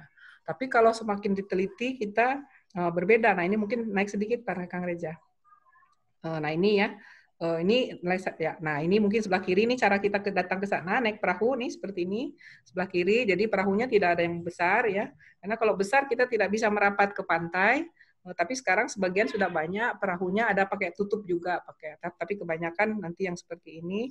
Nah, ini kita akan sampai ke sini dari pantai tadi kurang lebih 10 menit lah naik berperahu. Jadi kita lihat ini kompleks ini sebetulnya kita sebut sebagai kompleks Gunung Badak. Ini juga kawasan cagar alam ya, cagar alam Cibanteng namanya. Dan ini di kompleks ini tadi ada batuan-batuan melans, kemudian juga ada batuan peridotit ya, peridotit, gabbro, dan juga menemukan diorit, kita menemukan di lokasi-lokasi ini. Nah, yang terkenal di sini masyarakat lebih menyebutnya sebagai Pulau Kunti ya. Jadi Pulau Kuntinya sebetulnya kecil, yang di depannya itu saya lingkari merah. Pada saat surut seperti ini jadi seperti daratan karena nyambung, tapi kalau pada saat pasang dia terpisah dengan daratan di Gunung Badaknya. Nah, sementara di sebelah kiri itu ada lingkaran merah yang lain, aliran lava bantal gitu ya. Nah, ini aliran lava bantal hanya di sekitar pojok ini saja, di sebelah kanan tidak ada. Jadi di pojok kiri itu lava bantal, tapi nanti di sisi yang lain kita ketemu langsung peridotit dan gabbro gitu. Jadi cukup unik lah di lokasi ini. Jadi kalau ingin lihat batuan tua di Ciletuh ini, ya sebetulnya sampai di sini juga sudah cukup gitu ya, merepresentatifkan batuan-batuan tua. Karena kalau lebih jauh ke selatan lagi, kita mungkin butuh sekitar 20 menit lagi berperahu sampai 30 menit berperahu. Dan hanya juga di pantai, kalau di daratan kita harus izin dengan BKSDA. Mungkin lebih ke bawah, kita lihat lebih detail lagi filau lavanya atau lava bantal. Nah, ini tadi sebelah kiri ya, saya lihatkan lagi. Ini tadi di dinding kiri dari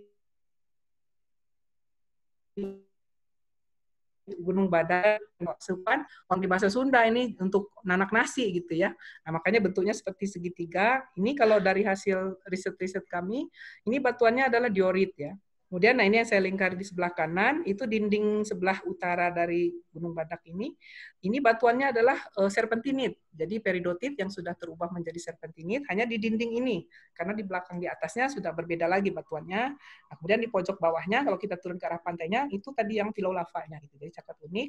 Kemudian yang di kanan bawah yang ada lubang seperti gua, yang karena abrasi, nah ini yang kompleks melan. Kalau kami mungkin lebih sederhana menyebutnya sebagai breksi polimik gitu ya. Jadi kurang lebih begitu.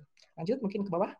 Satu lagi yang lebih detail, lihat Pulau Lava ya di slide. Nah ini Pulau Kuntinya. Jadi tadi sebelum sampai ke Pulau Kunti sebetulnya ada lagi Pulau Mandra begitu ya. Nah kalau Pulau Mandra ini batuannya berbeda. Jadi di sini batuan sedimen, batu pasir begitu ya, batu pasir, grewek, lebih ke grewek. Kita bisa melihat perlapisannya cukup jelas, mungkin bisa diukur juga begitu. Kemudian, nah ini baru sebelah kanan adalah Pulau Kunti yang kita lihat tadi dari gambar. Kalau dari dekat, setelah kita dekati, ini komposisi batuannya berbeda dengan kompleks Melan. Jadi ini lebih ke batuan vulkanik. Jadi seperti autobrexia ya, autobrexia kelihatannya batuannya lebih muda karena, tapi kami belum mendating umurnya apa. Jadi tapi batuannya lebih monomik ya, brexiatitnya. Kemudian pojok bawah itu gambar kalau sunset kita di Pulau Kunti. Nah, mungkin di bawah lagi sedikit yang gambar Pulau Lava yang sangat jelas mungkin. Nah, ini ya. Naikin sedikit. Nah, ini. Jadi ini kita lihat di sini bukti yang paling bagus sekali untuk Pulau Lava. Jadi kita lihat seperti gulungan-gulungan guling ya. Wah, bukan balak, bukan bantal gitu ya. Seperti guling itu panjang-panjang seperti itu. Dan kalau kita lihat lebih dekat seperti yang di bawah tuh. Jadi seperti ada jaring-jaring, bentuk berjaring-jaring. Nah, itu karena kalau kita dekati dia batuannya mungkin karena pengaruh struktur dan apa, dia banyak mengalami kekar-kekar kecil-kecil yang diisi oleh kalsit ataupun kuarsa. Nah, kemudian batuan yang terkekarnya mengalami pelarutan begitu sehingga membentuk seperti network. Jadi seperti jaring-jaring seperti itu yang kita temui di permukaan dari Pulau Lava ini gitu ya. Jadi kalau dari deskripsi semuanya adalah basalt ya. Jadi ada olivinnya sedikit. Kemudian itu yang di kanan tadi gua laut, jadi yang terbentuk karena abrasi. Ini tadi batuan yang melansnya atau kami lebih sering menyebutnya breksi polimik ya. Nah itu sebagai batuan yang dianggap selama ini sebagai batuan tua nih dari kelompok kompleks melans gitu. Bu Mega, punten, ini ada yang nanya umur batuan melansnya apa Bu? Kemudian apakah ditemukan juga selang-selang rijang? Oke ya. Nah sejauh ini kalau dari peneliti sebelumnya ada Siller pernah menyebutkan dia mendating beberapa batu yang menjadi komponen dari melans ini. Batuannya jadi dari batuan yang basal dia ada dapatnya sampai 90, kemudian dari yang granit dia dapat yang umurnya 100-an begitu, sampai dari yang gabbro umurnya sekitar 50-an begitu ya. Tapi secara keseluruhan kita belum tahu nih umurnya apa. Tapi kami menemukan bukti yang lain yang selama ini kami sebut bahwa ini jauh lebih muda bukti melans ini gitu, tidak seperti itu. Oke lah yang menjadi komponennya batuan-batuan yang tadi umurnya tua-tua, tapi kami di dalam kompleks ini kami menemukan batuan yang mengandung fosil Nummulites. Jadi mungkin seperti di Karang Sambung ya ada Nummulites. Jadi ada bongkah-bongkah Nummulites di dalam komponen melans ini yang jelas-jelas umurnya Eosen gitu ya. Jadi kami pikir ini pasti umurnya lebih muda begitu dari yang selama ini dianggap batuan yang tua begitu. Kemudian kami malah pernah juga menemukan komponen-komponen di dalam batuan ini adalah batuan dari formasi Ciletuh sendiri yang berumur juga Eosen yang menjadi bongkah di dalam kumpulan breksi ini.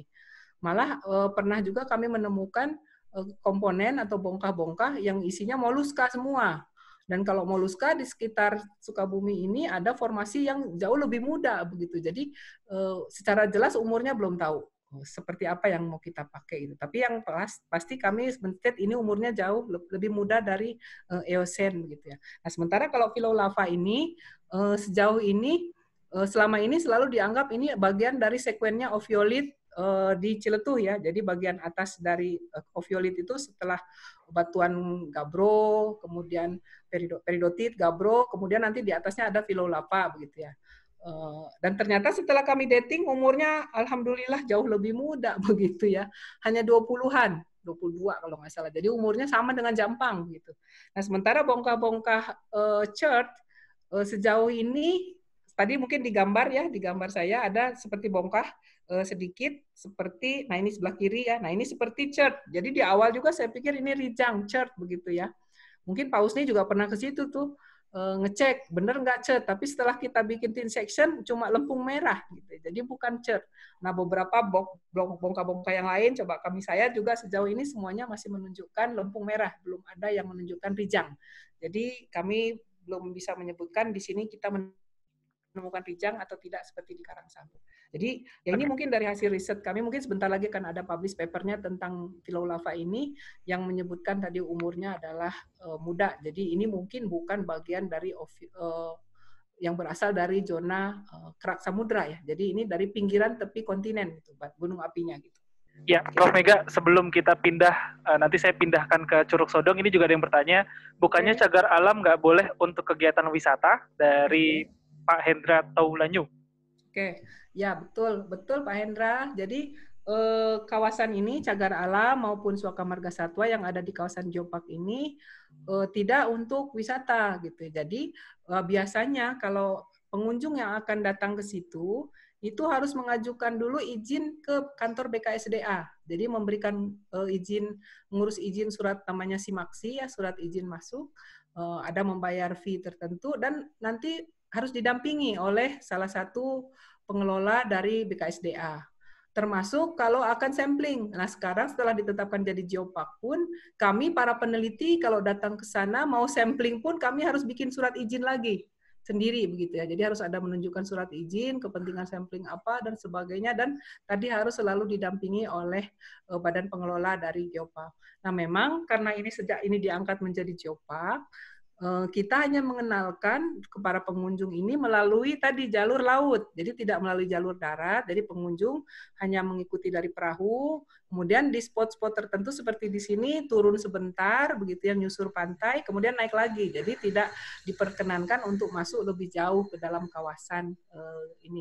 Dan ini sudah ada komitmen dengan pihak BKSDA, jadi kalaupun pemandu yang akan masuk ke situ, turun ke pantai, memang harus lapor ke kantor BKSDA atau minimal memberitahu bahwa akan turun ke situ gitu. Karena takut tadi menjadi ada kerusakan, terutama pada saat musim kemarau, karena ini menjadi riskan, jadi sering terjadi kebakaran hutan gitu ya. Itu mungkin seperti itu ya. Baik, Bu Mega, kita langsung menuju Curug Sodong ini. Oke ya, kita pulang lagi dari perahu ya, kita ke pantai, ke darat lagi, kita lanjut nih, naik mobil. Jadi kalau dari pantai ke arah Curug Sodong ini kurang lebih sekitar setengah jam ya, setengah jam paling lambat. Nah ini di kawasan ini ada sekitar 4 air terjun yang kita bisa lihat. Ini juga paling favorit mungkin para pengunjung datang karena tadi mobil langsung bisa di depan. Nah, turun langsung sudah kelihatan air terjunnya, jadi tidak susah-susah begitu ya. Jadi ini juga spot yang paling favorit di sini untuk melihat geopark air terjunnya. Kemudian kalau kita berjalan sedikit ke atas dari curug ini, nah ini ya, di sebelah kanan, kita naik mungkin kurang lebih sekitar 15 menit jalan kaki, ada trekkingnya, kita akan ketemu namanya Curug Cikanteh. Jadi kalau di jajaran yang gambar besar ini, kita tidak kelihatan nih curug yang di kanan ini ya, Curug Cikanteh ini, karena beda aliran sungai dengan sungai yang di Curug Sodong. Nah ini biasanya kalau pengunjung, kalau di Curug Sodong ini tidak disarankan untuk berenang karena di dalam ada seperti lewi, jadi ada yang agak dalam, nah sehingga kadang-kadang ada yang orang seperti kesedot ke dalam, jadi tidak disarankan untuk berenang di situ, jadi kecuali main air kaki saja. Jadi kalau mau berenang naik nih ke arah Cikanteh, jadi airnya juga lebih bersih, jadi jalan tadi sekitar 15 menit, jalan trekking, sudah banyak pemandu lokal yang akan mengantar kalau berenang di sini, jadi airnya cukup jernih di sini ya. Nah ini mungkin kalau ke Curug Cikanteh, kemudian nanti ada lagi Curug Cikaret gitu ya di sana, tapi biasanya itu aksesnya belum. Nah selesai dari Curug, kita mungkin kembali nih ke arah puncak dari Teluk Ciletuh ya, Teluk Amphitheater Ciletuh. Jadi kita keluar lewat jalan darat, jalan mobil lagi. Ini kita dari lembah Ciletuh, lembah Amphitheater. Kita kalau ke dinding di atas itu adalah puncak nanti yang mau kita naik ya. Nah ini view kalau orang geologi senang melihat pemandangan ini karena di dinding lihat kiri ini kita bisa lihat namanya triangular facet ya, jadi bentuk-bentuk segitiga, bentuk sebagai bukti-bukti dulunya adalah sesar, bukti-bukti sesar. Nah itu sehingga tadi membentuk satu bentuk lembah yang sangat raksasa menjadi cekungan yang kita sebut sebagai amphitheater Ciletuh ini. Itu mungkin kita nanjak di jalan terus ya. Ini jalannya sudah bagus karena ini semuanya jalan baru ya, jalan baru yang diperbaiki. Nah sebelum nyampe ke puncak kita akan melewati namanya hutan hutan lindung yang sekarang sedang diajukan statusnya menjadi hutan lindung, namanya hutan Cipecang. Nah, di kawasan ini memang pengunjung harus hati-hati di sepanjang jalannya karena di jalur ini jalur longsor. Sebelah kiri itu dari dindingnya cukup terjal, jadi jalur longsor. Tapi di sebelah kanan itu adalah kawasan hutan lindungnya. Dan yang menarik di hutan lindung ini tadi ini kita menemukan tanaman Rafflesia, ya, Rafflesia padma. Jadi seperti ini pada saat mekar. Jadi di komplek itu ada beberapa. Nah ini mungkin pada saat mekar yang bisa kita lihat. Ya. Saya kira lanjut dan juga beberapa tanaman khas. Nah ini mungkin sebelum sampai puncak kita mampir juga nih mungkin Kang Reja ya ke curug yang lain. Awang ya Bu Mega ya. Ya nanti tadi setelah kita naik ke puncak kita nyampe nih ke Curug Awang. Nah ini ya. Jadi Curug Awang ini ada di aliran Sungai Ciletuh ya. Jadi di aliran Sungai Ciletuh ini cukup banyak sungai-sungainya. Yang paling terkenal ya ini mungkin banyak dikunjungi orang adalah ini Curug Awang ya. Nah ini seperti ini Curug Awang dan di sini pun sama. Kita bisa lihat perlapisan batuannya. Jadi betul-betul sejajar ya, sangat-sangat vertikal begini. Nah ini kita lihat kiri kanannya sawah yang masih hijau, sangat indah sekali sebetulnya, dan di atas itu ada gazebo yang dibangun oleh pengelola ya untuk para pengunjung. Dan pada saat surut seperti ini, pengunjung bisa nih kita turun di atas ya, di atas batu-batu ini. Nah, di atas batu ini kita bisa lihat juga tuh turun ke situ untuk melihat sensasi ya, seperti ini turun kita di atas ya, sensasi di atas batu melihat dan di bawahnya jurang begitu. Ini kadang-kadang buat pengunjung sangat senang. Tapi kalau sedang musim hujan seperti sekarang, nah ini gambar yang kita lihat airnya ya penuh semua seperti itu, coklat juga airnya. Jadi tidak disarankan untuk turun ya. Jadi kalau tadi sedang surut seperti di bawah ini dulu zaman Ibu-Ibu Kartini memperingati Hari Kartini, teman-teman dari Wanadri jalan-jalan ke sana pakai kebaya begitu ya ceritanya. Nah itu naik di atas. Nah ini curug ini waktu kita pertama sekali mengundang Presiden Asia Pasifik Geopark waktu itu zaman Bapak Profesor Ibrahim Komo, kita undang ke sini sebelum kita menjadi Geopark nasional, kita undang. Kemudian dari beliau lah pertama melihat itu yang sebelah kiri pada saat sedang musim hujan, jadi airnya sangat besar, coklat, langsung spontan saja dia bilang, wow, this is small Niagara. Jadi dari situlah kemudian masyarakat menyebutnya sebagai the little Niagara, begitu ya ini Curug Awang ini. Karena kalau sedang indah ya seperti di kanan nih, airnya tidak terlalu keruh, begitu ya, jadi jernih, putih. Tapi juga tidak disarankan untuk berenang di sini karena tadi di bawah airnya agak dalam ya, jadi di sini tidak disarankan untuk berenang di kawasan air terjun ini. Kemudian di aliran sungai ini kalau kita jalan sedikit, kita akan ketemu namanya Curug Tengah. Jadi mungkin kurang lebih 100-200 meter lah dari Curug Awang ke arah aliran sungai di bawahnya. Ini kita di sebelah kiri, ini ada namanya Curug Tengah ya. Kita akan ketemu. Nah, di sepanjang pinggirnya itu memang ada saluran irigasi. Jadi sebetulnya kalau kita ngikuti jalur irigasi ini, kita akan ketemu Curug Tengah, kemudian kita turun lagi sekitar 500 meter, kita akan ketemu Curug Puncak Manik. Jadi ini Curug Puncak Manik mungkin sampai sekarang yang paling tinggi yang ada di kawasan Geopark Ciletuh ya. Dan sekarang sudah dibangun akses oleh pengelola. Jadi seperti gambar kiri atas sudah ada deck view-nya, kita melihat curug dari atas gitu. Jadi kalau dari sini, tapi dari Curug Awang kita harus keluar dulu, jalan kurang lebih sekitar hampir 35 menit lah, pakai mobil dan aksesnya sudah bisa. Itu mungkin kalau Curug Awang. Kemudian sampai di atas kita sampai ke mungkin Papsi ya, ada ya, sebelum Panenjoan. Atau di komplek Panenjoan lah, tidak apa-apa. Nah ini kita sampai namanya di puncak tadi, di bagian atas, tadi kita sudah dari lembah. Nah di sini ada sekretariatnya komunitas ya, jadi sebelah yang gambar biru, hijau, nah ini namanya Museum Konservasi yang dikelola oleh komunitas perkumpulan Pakidulan Sukabumi lah kurang lebih begitu. Kemudian di halaman belakangnya ada namanya Arboretum Ciletuh begitu ya, juga dikelola oleh mereka. Nah, di sini biasanya para pengunjung terutama anak-anak sekolah yang paling sering datang ke sini untuk belajar melihat apa itu tentang Ciletuh. Jadi di dalam Museum Konservasi ini, di dalam banyak sekali disediakan display batuan, cerita tentang geopark, leaflet-leaflet yang kami sediakan juga taruh di situ, baik tentang budaya juga ada di lokasi di dalamnya itu dikelola oleh masyarakat ya. Kemudian kalau arboretum di bagian halaman belakang itu tanahnya disediakan oleh Bio Farma. Nah ini ditanami tanaman-tanaman langka yang dulunya menjadi penciri di Ciletuh. Nah ditanam di sana. Biasanya kalau ada kunjungan-kunjungan melakukan kegiatan penanaman pohon, nah itu bisa dilakukan di sana. Nah ini mungkin di sebelah kanan adalah view amphitheater-nya ya. Jadi amphitheater ini adalah tadi lembah terbuka yang kita lihat kalau dari bawah. Nah sekarang kita ada di puncaknya. Nah, mungkin coba kalau ada gambarnya nih, Kang Reza.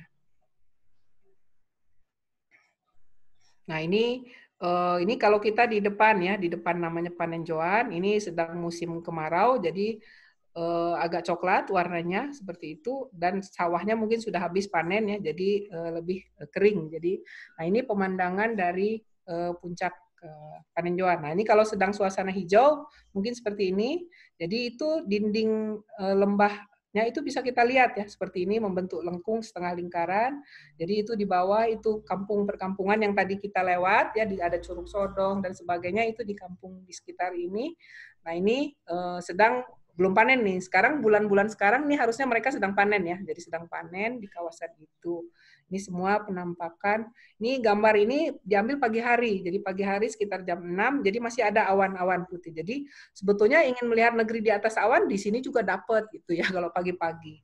Nah ini kalau kita lihat dari Google mungkin bentuk amphitheater ini seperti ini. Nah, membentuk setengah lingkaran seperti demikian ya, dengan diameter kurang lebih 15 kilo. Jadi sangat besar sekali, tapi kalau kita ambil garis lurus tengah dari tadi Panenjoan sampai ke Pantai Palangpang, ini ada garis kurang lebih 9 kilo. Nah, itu dulu pernah ada wacana nih dari Badan Pengelola bikin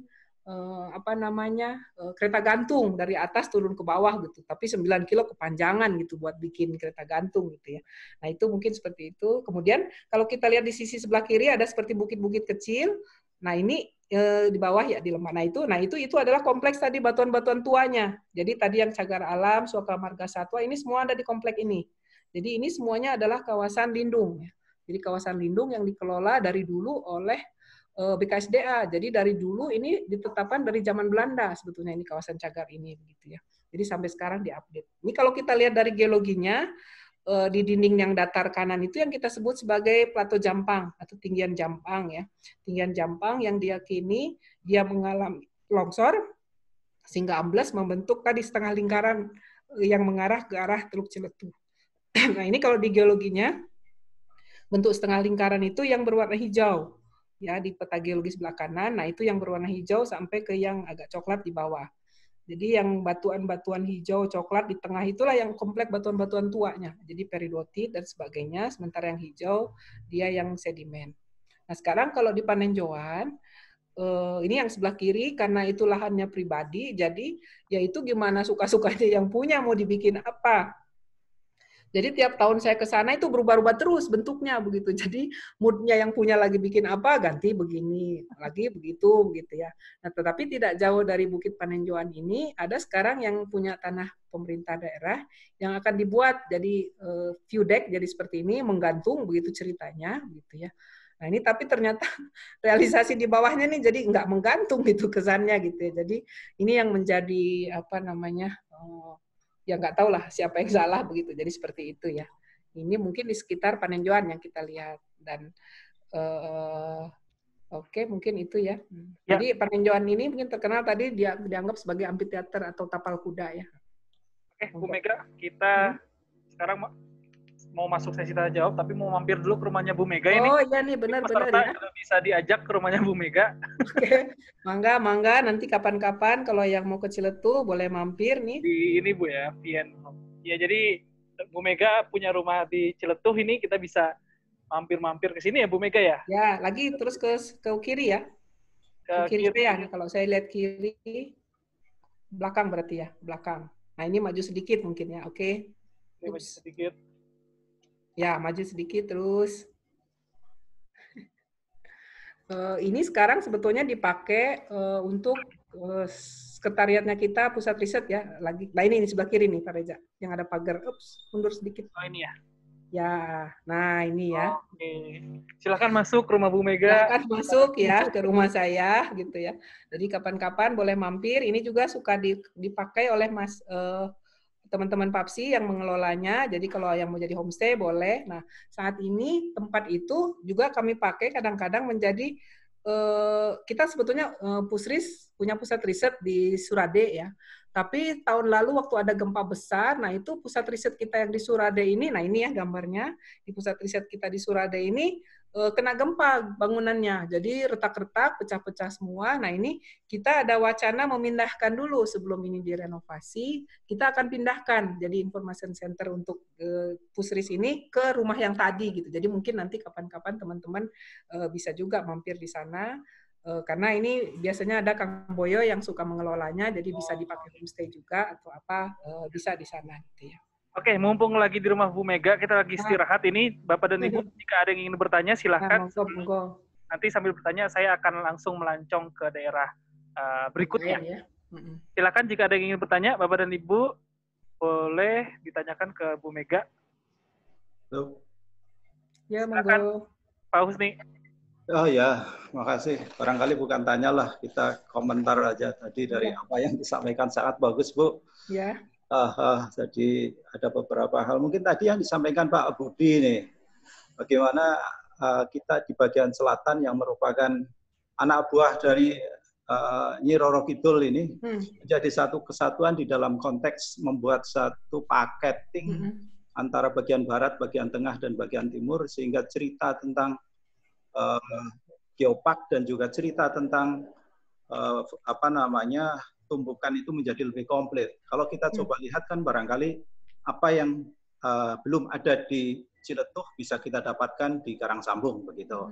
Kemudian juga apa yang barangkali kurang bisa didapatkan di tempat kami bisa didapatkan di tempatnya Pak Budi. Nah ini kalau bisa menjadi satu event apalah namanya, dan toh sekarang jalan dari Jogja sampai ke barat itu sudah nyambung ya, bagus, betul, lurus begitu. Jadi ini mungkin ke depan bisa menjadi sesuatu ide yang bagus untuk itu. Itu komentarnya itu aja, Bu. Kemudian oh ya satu lagi, Bu. Kalau kita coba lihat tadi dari Melangsnya yang Ibu sebut adalah sebagai breksi polemik yang ada di sana itu. Kalau kita bicara Melang kan sebenarnya ada batuan-batuan yang tertua dan batuan yang termuda. Ya, kalau di matriksnya, kalau di Karangsambung kan kita ketemunya adalah matriks dari Scaly Clay. Ya, betul, dan umur Scaly Clay yang kita dapatkan di situ adalah umur yang paling muda dari proses pembentukan Melangsnya. Jadi memang ada batuan-batuan yang sangat tua, kemudian ada yang menengah, kemudian yang paling muda adalah yang pada saat pembentukan di dalam batuan-batuan matriksnya. Nah, kalau yang di Ciletuh ini tadi yang di matriksnya umurnya Miosen ya, Bu ya? Ya, betul. Sejauh ini yang kita lihat itu lebih ke arah Miosen ya. Jadi ada clay di sana sedikit. Kemudian kalau yang agak jelas sih kita harus yang di dalam kawasan Cagar ya. Itu juga kita bisa jelas ketemu yang scaly clay-nya. Tapi kita dating sih belum, tapi itu kita yakini sama dengan yang bagian dari formasi Jampang ya, jadi umur di 20-an mungkin kurang. Oh, ya 20 berarti kan Miosen ya. Ya, betul. Miosen itu. Ya. Ya, jadi ini tentu kalau memang umur Miosen ini menjadi sesuatu yang berbeda dengan apa yang ada di Karangsambung. Ini salah satu pembeda yang ingin saya angkat. Selain juga variasi dari batuan-batuan metamorfnya barangkali berbeda antara yang di sebelah barat. Kemudian tadi juga nggak ketemu rijang gitu ya. Kalau di kita kan banyak sekali rijang di sekitar Karangsambung. Betul. Itu aja saya kira komentar, Bu. Terima kasih. Ya, monggo, sama-sama Pak. Ya, baik. Apa ada yang ingin bertanya lagi ke Prof. Mega? Mumpung masih di rumah Bu Mega ini. Istirahat ya. Boleh saya, Mas Reza. Silakan Pak Daru. Halo Pak Daru, selamat gabung. Bu Mega, maaf tadi terlambat, masih ada acara lain tadi. Betul. Tapi Pak Buran ada tadi ya? Iya, ada. Bagus, saya ngikutin tadi sebagian. Cuma tadi depan ada peta geologi ditampilkan nggak, Bu? Saya ingin tahu aja sih, Saya belum pernah kesini soalnya. Oke. Janji mulu sama Bu Mega, tapi belum kesampaian nih. Paling tadi ada peta geologi yang pas di itunya doang, yang ke gereja, yang di Teluk Nah ini doang. Itu yang dianggap melang atau lisostrom kira-kira berapa luas sih Pak ya? Nah ini yang di tengah bagian yang hijau ya, kan ada spot-spot kecil-kecil tuh. Ada yang di Pulau Kunti, kemudian yang itu di tengah, nah itu yang di komplek Gunung Badak ya itu. Kemudian yang bagian tengah lagi yang di komplek Gunung Beas, Sodong Parat. Nah ini itu bagian-bagian yang komplek ofiolitnya yang sejauh ini ya cukup luas juga. Ini kebetulan sekarang masih ada mahasiswa doktor saya yang sedang membuat kajian untuk yang peridotitnya ya. Kalau yang master kemarin sudah selesai yang untuk metamorfnya. Nah, ini mungkin sebentar lagi ada satu papernya akan publish yang tentang Gunung Badak, Pulau Lava ya, yang ternyata jauh lebih mudah. Jadi kalau selama ini di peta ini yang dari Sukamto, ini 79, jadi sudah cukup lama, ini masih masuknya semuanya yang coklat itu adalah ke formasi Citirum. Jadi Citirum itu dianggap yang tua, sama dengan yang kompleks batuan-batuan tua di peridotit dan sebagainya ya, masuk ke Pratersian. Jadi selama ini dianggapnya itu. Tapi kami setelah beberapa kali melakukan dating di yang Pulau Lava, ternyata umurnya jauh lebih muda, sehingga kami dengan Badan Geologi sudah membuat peta update baru untuk bagian yang section ini. Ini sudah kita keluarkan, jadi Pulau Lava ini kita keluarkan umurnya muda, Jampang ya, sama dengan Jampang. Nah yang Citirum sekarang kami sedang menelitinya, mudah-mudahan dalam tahun ini datingnya juga keluar untuk kita buktikan juga apakah sama dengan yang Pulau Kunti tadi umur batuan lavanya, karena di Citirum juga ada lava, pulau lava juga, tapi tidak sejelas seperti di Pulau Kunti ya. Kemudian di bagian tengah itu lebih banyak kompleks peridotit, gabbro maupun metamorfik gitu ya. Jadi sejauh ini sih itu, tapi dari metamorfik maupun gabbro dan peridotit yang kita dating, umurnya yang paling tua juga semuanya hanya 56, sekitar 56 ya, 556, 50 gitu ya. Jadi tidak ada yang lebih tua. Jadi kami pernah berdiskusi dengan Pak Awang, jadi beliau jadi semakin yakin bahwa ini harus dipisahkan katanya dari karang sambung jalurnya. Jadi jalur yang berbeda gitu. Kira-kira begitu. Ini lebih mudah nih jadi ya. Ya, jauh lebih mudah subduction-nya gitu. Kalau di peta ini Bu, yang Jampang yang coklat mana nih? Nah, itu yang mulai merah ya, merah tua itu Jampang. Jadi Jampang yang anggota Cikarang, kemudian yang merah mudanya juga masih Jampang. Jampang kan ada 2 anggota ya. Nah, itu masih Jampang juga gitu. Ya, ya. Kalau dulu kayaknya saya pernah baca juga mungkin muridnya siswanya Bu Mega tentang teori meteorik ya. Itu yang kena meteor itu gimana? Betul ya. Jadi mungkin itu dia ngambil di dekat kaki Gunung Badak ya. Jadi di sekitar di situ. Jadi dari studi remote sensing, nah jadi seperti ada bentukan-bentukan seperti danau kawah gitu ya, seperti kawah purba begitu.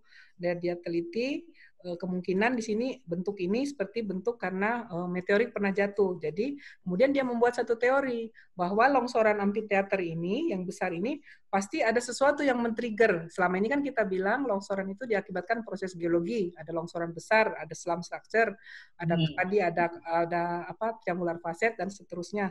Nah, kemudian dia membuat teori bahwa itu secara geologi longsor, tapi pasti ada sesuatu yang men-trigger sehingga dia bisa sebesar itu jatuh longsornya begitu ya. Nah, maka dibuatlah tadi ada teori tentang ada meteor jatuh di sana, walaupun dari beberapa literatur yang kita baca tidak pernah ada melaporkan di Jawa ada meteor jatuh gitu.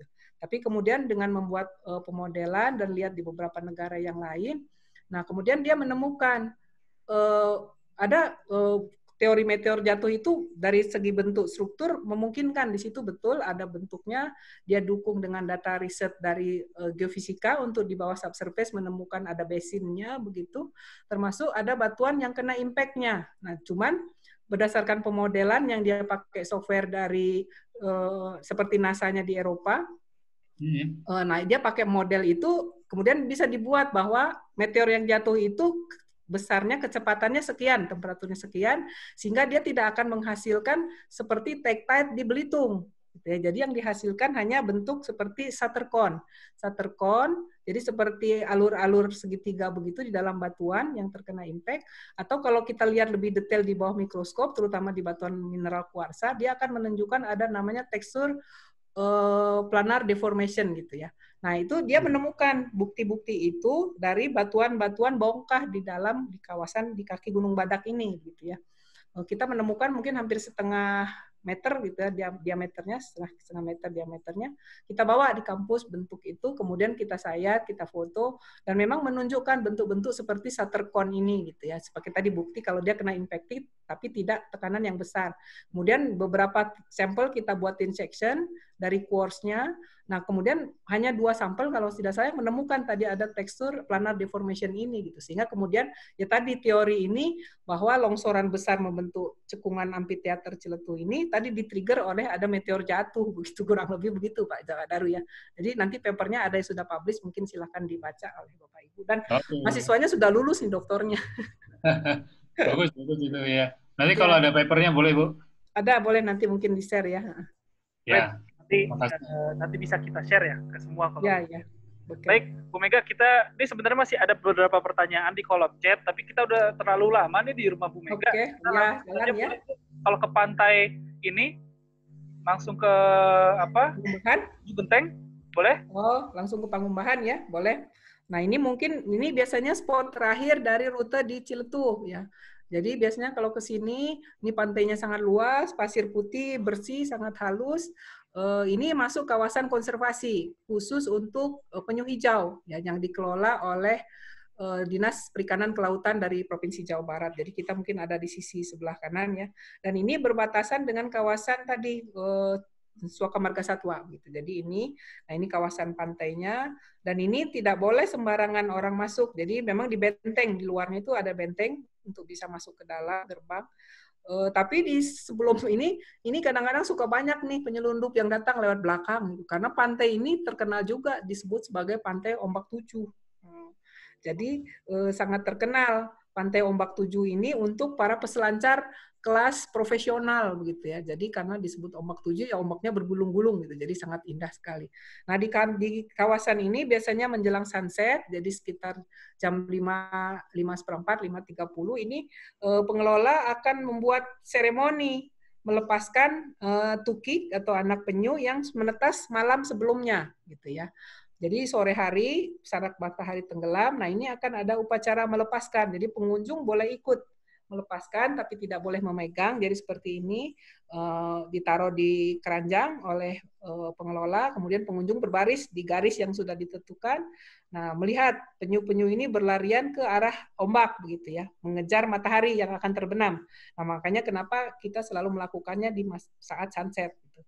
Dan itu disarankan tidak boleh dipegang. Kenapa tidak boleh dipegang? Karena katanya nanti baunya tangan orang itu menjadi akan tertempel terus di penyu ini. Jadi dia akan selalu mencari bau itu, begitu katanya gitu ya.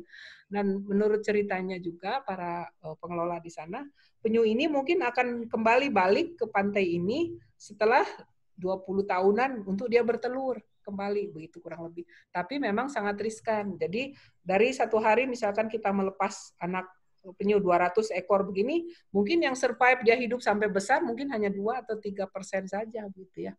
Karena begitu dia kelepas ke laut lepas, mungkin sudah ada yang akan memangsanya di laut sana begitu ya. Itu mungkin yang di tempat ini. Baik, Bu Mega. Ini sambil, karena ini adalah di ujung genteng ini adalah daya tarik wisata terakhir kita. Jadi saya ingin, masih ada beberapa kolom pertanyaan nih Prof. Mungkin boleh. Ibu yang lain boleh bertanya, mumpung waktunya tinggal sedikit lagi sebenarnya. Okay. Yang pertama ini saya bacain Prof dari kolom chat. Batuan yang tadi dijelaskan oleh Prof Mega mengandung banyak fosil moluska. Itu lokasinya kira-kira di mana ya Bu? Oke. Itu ada di Pulau Kunti tadi ya, di Pulau Kunti di dekat gua. Tapi karena tadi saya masih meragukan bahwa batuan itu, bongkai itu ada bagian dari melans ya, karena dia tidak tertempel seperti bongkai-bongkai yang lain seperti yang numulites gitu. Jadi saya khawatir ini ada orang iseng yang membawa satu bongkai besar itu taruh di situ gitu. Karena tadi umurnya menjadi sangat muda. Karena itu sama dengan formasi kalau yang kita sebelum masuk ke Pelabuhan Ratu itu kalau dari arah Sukabumi di Bantar Gadung. Jadi kalau secara geologi ada formasi Bantar Gadung yang banyak mengandung moluska seperti itu gitu. Jadi saya masih meragukan kalau moluska-moluska itu bagian dari komponen yang ada di dalam melans. Karena kalau misalkan betul itu bagian dari komponen melans, maka umurnya akan menjadi sangat muda sekali gitu ya. Jadi mungkin tadi tidak lagi Miosen, Jadi mungkin ke Plisto gitu ya, jadi lebih muda lagi karena tadi Bantar Gadung umurnya muda gitu ya. Itu mungkin jadi. Baik, makasih Prof. Mega. Semoga Pak SW menjawab. Kemudian ada lagi Bu Mega di kolom chat dari Pak Fisabil Yusuf. Mohon dijelaskan karakteristik skis Ciletuh dengan karang sambung. Oke. Kalau yang di Ciletuh kita yang berdasarkan hasil penelitian kami, kita hanya menemukan kelompok metamorfik atau skisnya yang relatif temperaturnya lebih rendah. Jadi kita hanya menemukan kelompoknya violet sampai dengan green skis ya. Jadi skis hijau. Sementara kalau di karang sambung itu ada blue skis. Jadi yang temperaturnya lebih tinggi sehingga kita juga yakini bahwa tadi dari karakteristik batuan metamorfik bahwa ini berbeda gitu ya. Kalau yang di Ciletuh dengan karang sambung ataupun yang Bantimala karena di mereka ini semuanya ketemu kelompok batuan metamorfiknya semua yang high pressure. Jadi temperatur tinggi. Jadi mungkin di daerah zona subduksinya benar-benar gitu ya. Jadi apalagi karang sambung ketemu eklogit gitu. Nah kalau kita di Ciletuh ini tidak ketemu. Jadi yang ketemu hanya fasesnya green skis. Jadi relatif temperaturnya jauh lebih rendah daripada yang blue skis seperti di karang sambung. Kira-kira itu dan umurnya pun muda, jadi relatif sekitar 50-an, 55, 56 kalau nggak salah saya. Itu ada nanti mungkin di papernya Rinaldi ya yang sudah publish tentang, karena itu kebetulan tesis S2-nya beliau yang ngambil tentang metamorfik ini. Kira-kira begitu. Oke, ngomong-ngomong tentang mahasiswanya Bu Mega nih, saya kira hari ini juga ada mantan mahasiswinya Bu Mega ini, Suci. Suci ya, nah itu dia silakan mau reunian ini kan, skripnya juga di Halo Ibu, udah lama nggak ketemu. Apa kabar nih Suci? Dia dulu yang bikin salah satu rute geotrailnya ya, di Gunung Badak ini ya. Nah, ya, rute geotrail. Ya. Nah, ini mungkin ada beberapa pilihan nih geotrail yang kita sarankan ya dari yang kalau sekarang kan kita rangkum semua nih dari utara sampai ke selatan begitu. Nah, sebetulnya kalau ingin memperdalam lebih jauh, satu rute ini bisa 1 hari perjalanan. Jadi ini ada sekitar 7. Oh, baik. Jadi bisa 7 hari Bu ya sebenarnya. Nah, kurang lebih ya kalau ingin detail sambil menikmati gitu. Kalau ini kan tadi kita rutenya seolah-olah 2 hari ya. Nah, ini. Ya, jadi untuk geowisatawan semua nih ketika nanti masa pandemi selesai, mungkin ini ada rekomendasi untuk trip ke Ciletuh selama 7 hari dan sebenarnya teman-teman Pok Darwis di PAPSI itu atau Kompepa bisa menemaninya Bu ya. Betul ya. Ataupun juga dari teman-teman badan pengelola ya. Wah, jadi 7 hari bisa bergeowisata ke Ciletuh ini. Sampai muntah itu kalau lihat curug ya, sampai bosan lihat curug. Tadi mungkin satu Kang Reza sambil lewat sambil kalau belum ada yang nanya ya naik sedikit ke yang Leuwi Kenit ini. Leuwi Kenit ya. Ini kan satu wisata baru ya. Jadi ini baru dulu waktu kami survei ini pada saat kita penetapan geopark ini lokasi ini belum masuk geosite ya. Tapi seiring dengan pengetahuan masyarakat, keingintahuan, mereka kemudian eksplor sendiri di desanya masing-masing. Nah, kemudian mereka menemukan inilah yang disebut sebagai Leuwi Kenit River Tubing oleh mereka dipopulerkan. Jadi batuannya di sini masih sama bagian dari formasi Jampang anggota Cikarang. Jadi sama seperti batuan yang ada tadi di Curug Awang, Curug Cimarinjung dan sebagainya kurang lebih batuannya sama. Nah, ini kita lihat ini berlapisnya sangat jelas sekali, apalagi yang di sebelah kiri ini yang ada Kang Asep, ini foto Kang Asep juga. Ini menunjukkan struktur sedimen yang sangat jelas. Ada slump structure jadi seperti griwel-griwel begitu ya. Jadi dulu waktu pertama sekali mereka menemukan ini langsung bilang ke saya, Bu, di sana ada batuannya, ada kaligrafi Arabnya, katanya begitu ya. Nah, setelah diperlihatkan foto ini, oh ini ternyata ada slump structure. Jadi mungkin nih Kang Ipul nanti bisa nih main-main ke sini lihat. Dan di sini tadi oleh masyarakat dipopulerkan, dibantu dengan teman-teman dari Vertical Rescue, dibuatlah paket seperti ini, river tubing, naik ban ya, ban mengalir. Ini pada saat surut nih, segini masih bisa lalu. Begini, kemudian nanti setelah sampai di dataran yang agak rendah di bawah ini, mereka turun, kemudian di sebelah kanan dari situ dia naik ke tebing. Nah, seperti di kanan ini biasanya kalau musim ada air, di sini air terjun di sini. Jadi kita naik ke air terjun, naik sampai di atas, nah kemudian balik ke arah kiri sungai, pakai gantol sebelah kiri nih, ada menyeberang, menggantung gitu. Ke sisi sebelah kanan lagi, nanti sampai di ujung, kita terjun ke sungai, terjun bebas begitu, kurang lebih sekitar 7 meter gitu ya, terjun. Nah, itu paket di sini yang mereka populerkan. Terus kemudian kalau makan, nanti ada ngeliwet, yang makan rame-rame, nah itu di sini paket yang dikelola oleh masyarakatnya adalah seperti ini. Berarti community development-nya di sini jalan Prof ya di. Ya, tapi mereka masih inisiatif sendiri dan mengeluh karena dari pengelola atau Pemda belum ada perhatian nih ke mereka gitu. Jadi semuanya ini mereka pribadi. Jadi dari teman-teman Vertical Rescue nih peralatannya semua ya. Wah, lagi memang bagus sekali berarti pengembangan. Betul. Apalagi kalau musim hujan. Jadi ini airnya sudah agak tinggi ya. Jadi mungkin lebih tinggi 1 meter dari ini airnya. Jadi nggak kena batu-batu nih kita pada saat mengalurnya gitu ya. Baik, Bapak dan Ibu geowisatawan, saya masih buka satu kesempatan pertanyaan nih sebelum kita akhiri karena menjelang maghrib. Kak Reza mau nanya dong. Boleh, Suci silakan. Terakhir ya. Oke. Halo Ibu, udah lama nggak ketemu ya sama Ibu. Iya nih. Nah, udah lama juga nggak main Kunpat dan terakhir mau main kemana aja nih kabur Suci? Lagi itu Bu, kan kerja Bu sekarang. Iya. Nah, pertanyaannya adalah, Ibu next plan-nya itu geoparknya ini apa ya Bu untuk di tahun-tahun berikutnya? Baik itu pengembangan infrastruktur atau penelitiannya, itu mau ke arah mana? Oke. Kalau untuk penelitian, kita kalau geologi kan biasanya nggak pernah habis tema ya. Jadi saat ini pun sekarang saya sedang running, masih ada 2 mahasiswa S3 saya sedang tadi kajian struktur, satu lagi tentang ultramafic-nya ya. Kemudian yang 3 orang lagi nih ada mahasiswa 4 orang mahasiswa master nih. Jadi kajiannya beda-beda gitu ya. Jadi ada yang tentang tadi yang pilau lava yang Citirem, kemudian ada yang vulkanik yang di bagian utara, kemudian ada yang tentang struktur, termasuk nanti ada yang bagian sedimen karena di selatan ini nanti ada banyak seperti batu gamping yang banyak mengandung fosil ya di bagian selatan mungkin ke arah Cikaso. Nah, itu bagian batu gamping. Nanti juga tahun ini kami juga masih melakukan penelitian-penelitian. Alhamdulillah kalau untuk riset kita Unpad masih menyediakan dana. Jadi ada namanya riset grant ya untuk para guru besar per tahun begitu melakukan sehingga di sana melibatkan mahasiswa-mahasiswa S1, S2, S3. Nah, kemudian kalau untuk persiapan dari Badan Pengelola sendiri, kita kan tahun depan siap-siap direvalidasi nih. Jadi sekarang ini mungkin kita menyiapkan untuk menjawab 13 rekomendasi dari UNESCO kemarin ya. Sebagian besar sih sebetulnya secara dokumen sudah terlaksana, tapi ada yang belum kita implementasikan di lapangannya. Misalkan tadi membuat gerbang ya, ini kemarin sempat mau berjalan, desainnya sudah ada tapi jadi terpending kegiatan perjalanannya. Kemudian beberapa aspek-aspek lain tadi seperti pembangunan amphitheater apa itu kan sedang berjalan tapi mungkin sedikit berhenti nih gara-gara ada COVID ya. Dan saya khawatir budgetnya juga terpotong nih dengan ini, tapi kita harapkan sih mudah-mudahan persiapan ini tetap bisa jalan karena salah satu program dari provinsi pun ikut membantu. Jadi misalkan seperti penataan di geyser ya.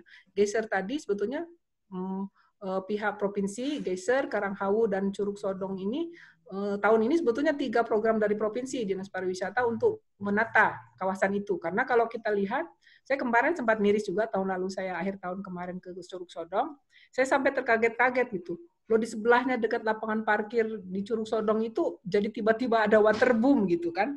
Jadi aneh gitu ya. Nah, itu mungkin konsep yang masyarakat yang tidak tahu langsung bikin sesuatu yang tidak sesuai dengan planningnya kita. Banyak sih sebetulnya program-program lain, implementasi yang dari kita kemarin ada kerjasama dengan IZU ya. Kebetulan saya dan Rinaldi kemarin yang ikut training kita 2 minggu di sana, 3 minggu. Beberapa masukan dari mereka yang mungkin bisa kita implementasikan, khususnya kaitannya dengan edukasi dan peran badan pengelola. Karena sekarang agak sedikit repot ini transisi pengelola, kalau sebelum ada Perpres itu kan semuanya dari provinsi nih yang mengelola gitu ya. Jadi kabupaten ikut mendampingi, mengurus dan sebagainya. Tapi sejak ada Perpres, pengelolaannya karena Ciletuh ini hanya ada di 1 kabupaten, sehingga kewenangannya jadi di kabupaten, bukan lagi di provinsi. Sehingga kewenangan sekarang, jadi tahun kemarin ada SK baru, badan pengelolanya langsung di bawah kabupaten. Jadi langsung ke Pasekda menjadi ketua badan pengelola. Kemudian nanti ada yang acting sebagai GM ya, tapi sekarang yang ditunjuk itu setahu saya lebih bukan PNS. Jadi kalau seperti kemarin kan PNS nih, jadi repot ya, jadi tidak bisa full. Yang sekarang ini pensiunan pegawai Pemda juga begitu ya, dulu yang Asda 2 kalau nggak salah saya, kebetulan beliau tahun kemarin pensiun. Nah, kemudian ini yang ditunjuk sebagai wakil ketua harian untuk pelaksananya. Jadi diharapkan bisa full untuk mengelola Geopark ini begitu ya. Tidak seperti kemarin yang istilahnya nyambi-nyambi gitu, nyambi-nyambi dari kegiatan rutinnya dia sebagai PNS di Pemda. Kira-kira begitu. Dan master plan baru pun juga sudah jadi, sehingga tinggal diimplementasi mungkin ya. Baik, Bu Mega, terima kasih sekali jawabannya dan terima kasih pertanyaannya tadi dari beberapa geowisatawan. Boleh minta aplaus untuk Bu Mega karena sudah 2 jam menemani kita di kegiatan ini. Terima kasih Bu Mega sebelumnya. Sama-sama, terima kasih. Kemudian Bu Mega boleh ada ini Bu closing statement dari Bu Mega.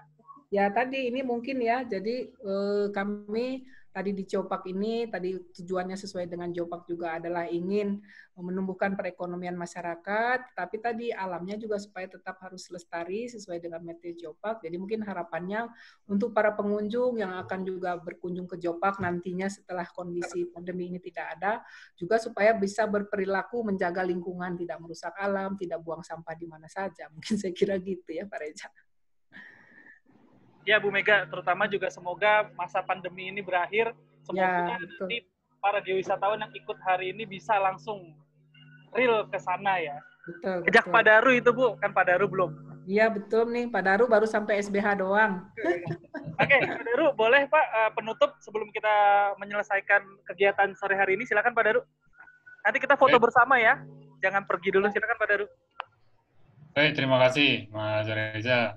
Terima kasih Bu Prof. Mega yang sudah mengawal kita di geowisata virtual ini. Saya kira saya jadi ada bayangan juga. Saya memang udah agak beberapa kali janji sama Bu Mega untuk pergi, tapi belum kesampaian. Jadi utang saya, Bu. Mudah-mudahan nanti ke depannya setelah pandemi COVID berlalu kita bisa ke sana. Bapak, Ibu-Ibu semuanya, terima kasih telah mengikuti acara IAGI FGMI ini yang saya kira bisa mengisi kekosongan kegiatan lapangan dengan semi lapangan juga, melihat batu, melihat singkapan-singkapan yang mudah-mudahan bermanfaat untuk kita semuanya. Amin. Ini acara yang ketiga ya Mas Reza ya, nanti minggu depan akan ada lagi setiap hari Sabtu Minggu. Demikian, terima kasih kepada panitia juga. Selamat berbuka sebentar lagi ya. Assalamualaikum warahmatullahi wabarakatuh. Waalaikumsalam.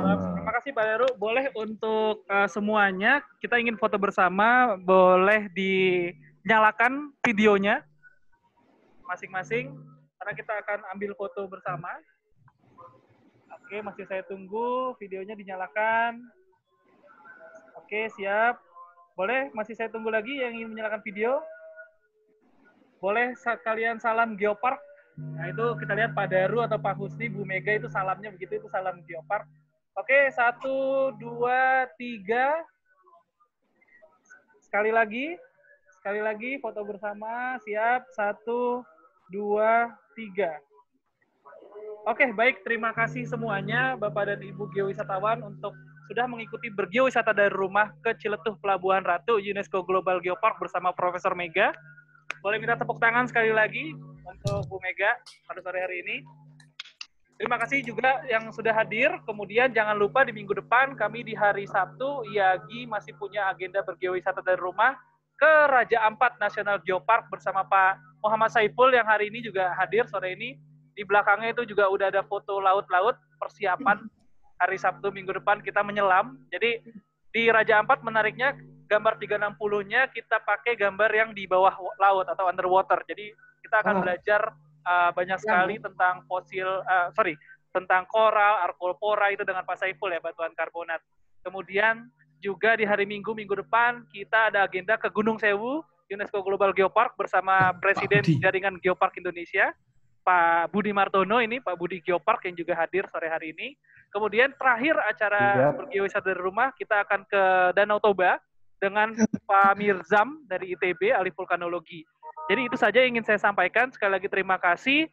Sudah dekat azan maghrib ini di daerah WIB. Terima kasih semuanya. Saya akhiri. Assalamualaikum warahmatullahi wabarakatuh. Waalaikumsalam. Terima kasih semuanya, terima kasih. Nanti bahan dari Bu Mega dan foto-foto akan saya share lewat email ya, atau dengan Tika nanti. Oke. Terima kasih semua. Sama-sama Mas Reza, sama-sama. Terima kasih Prof. Mega. Terima kasih.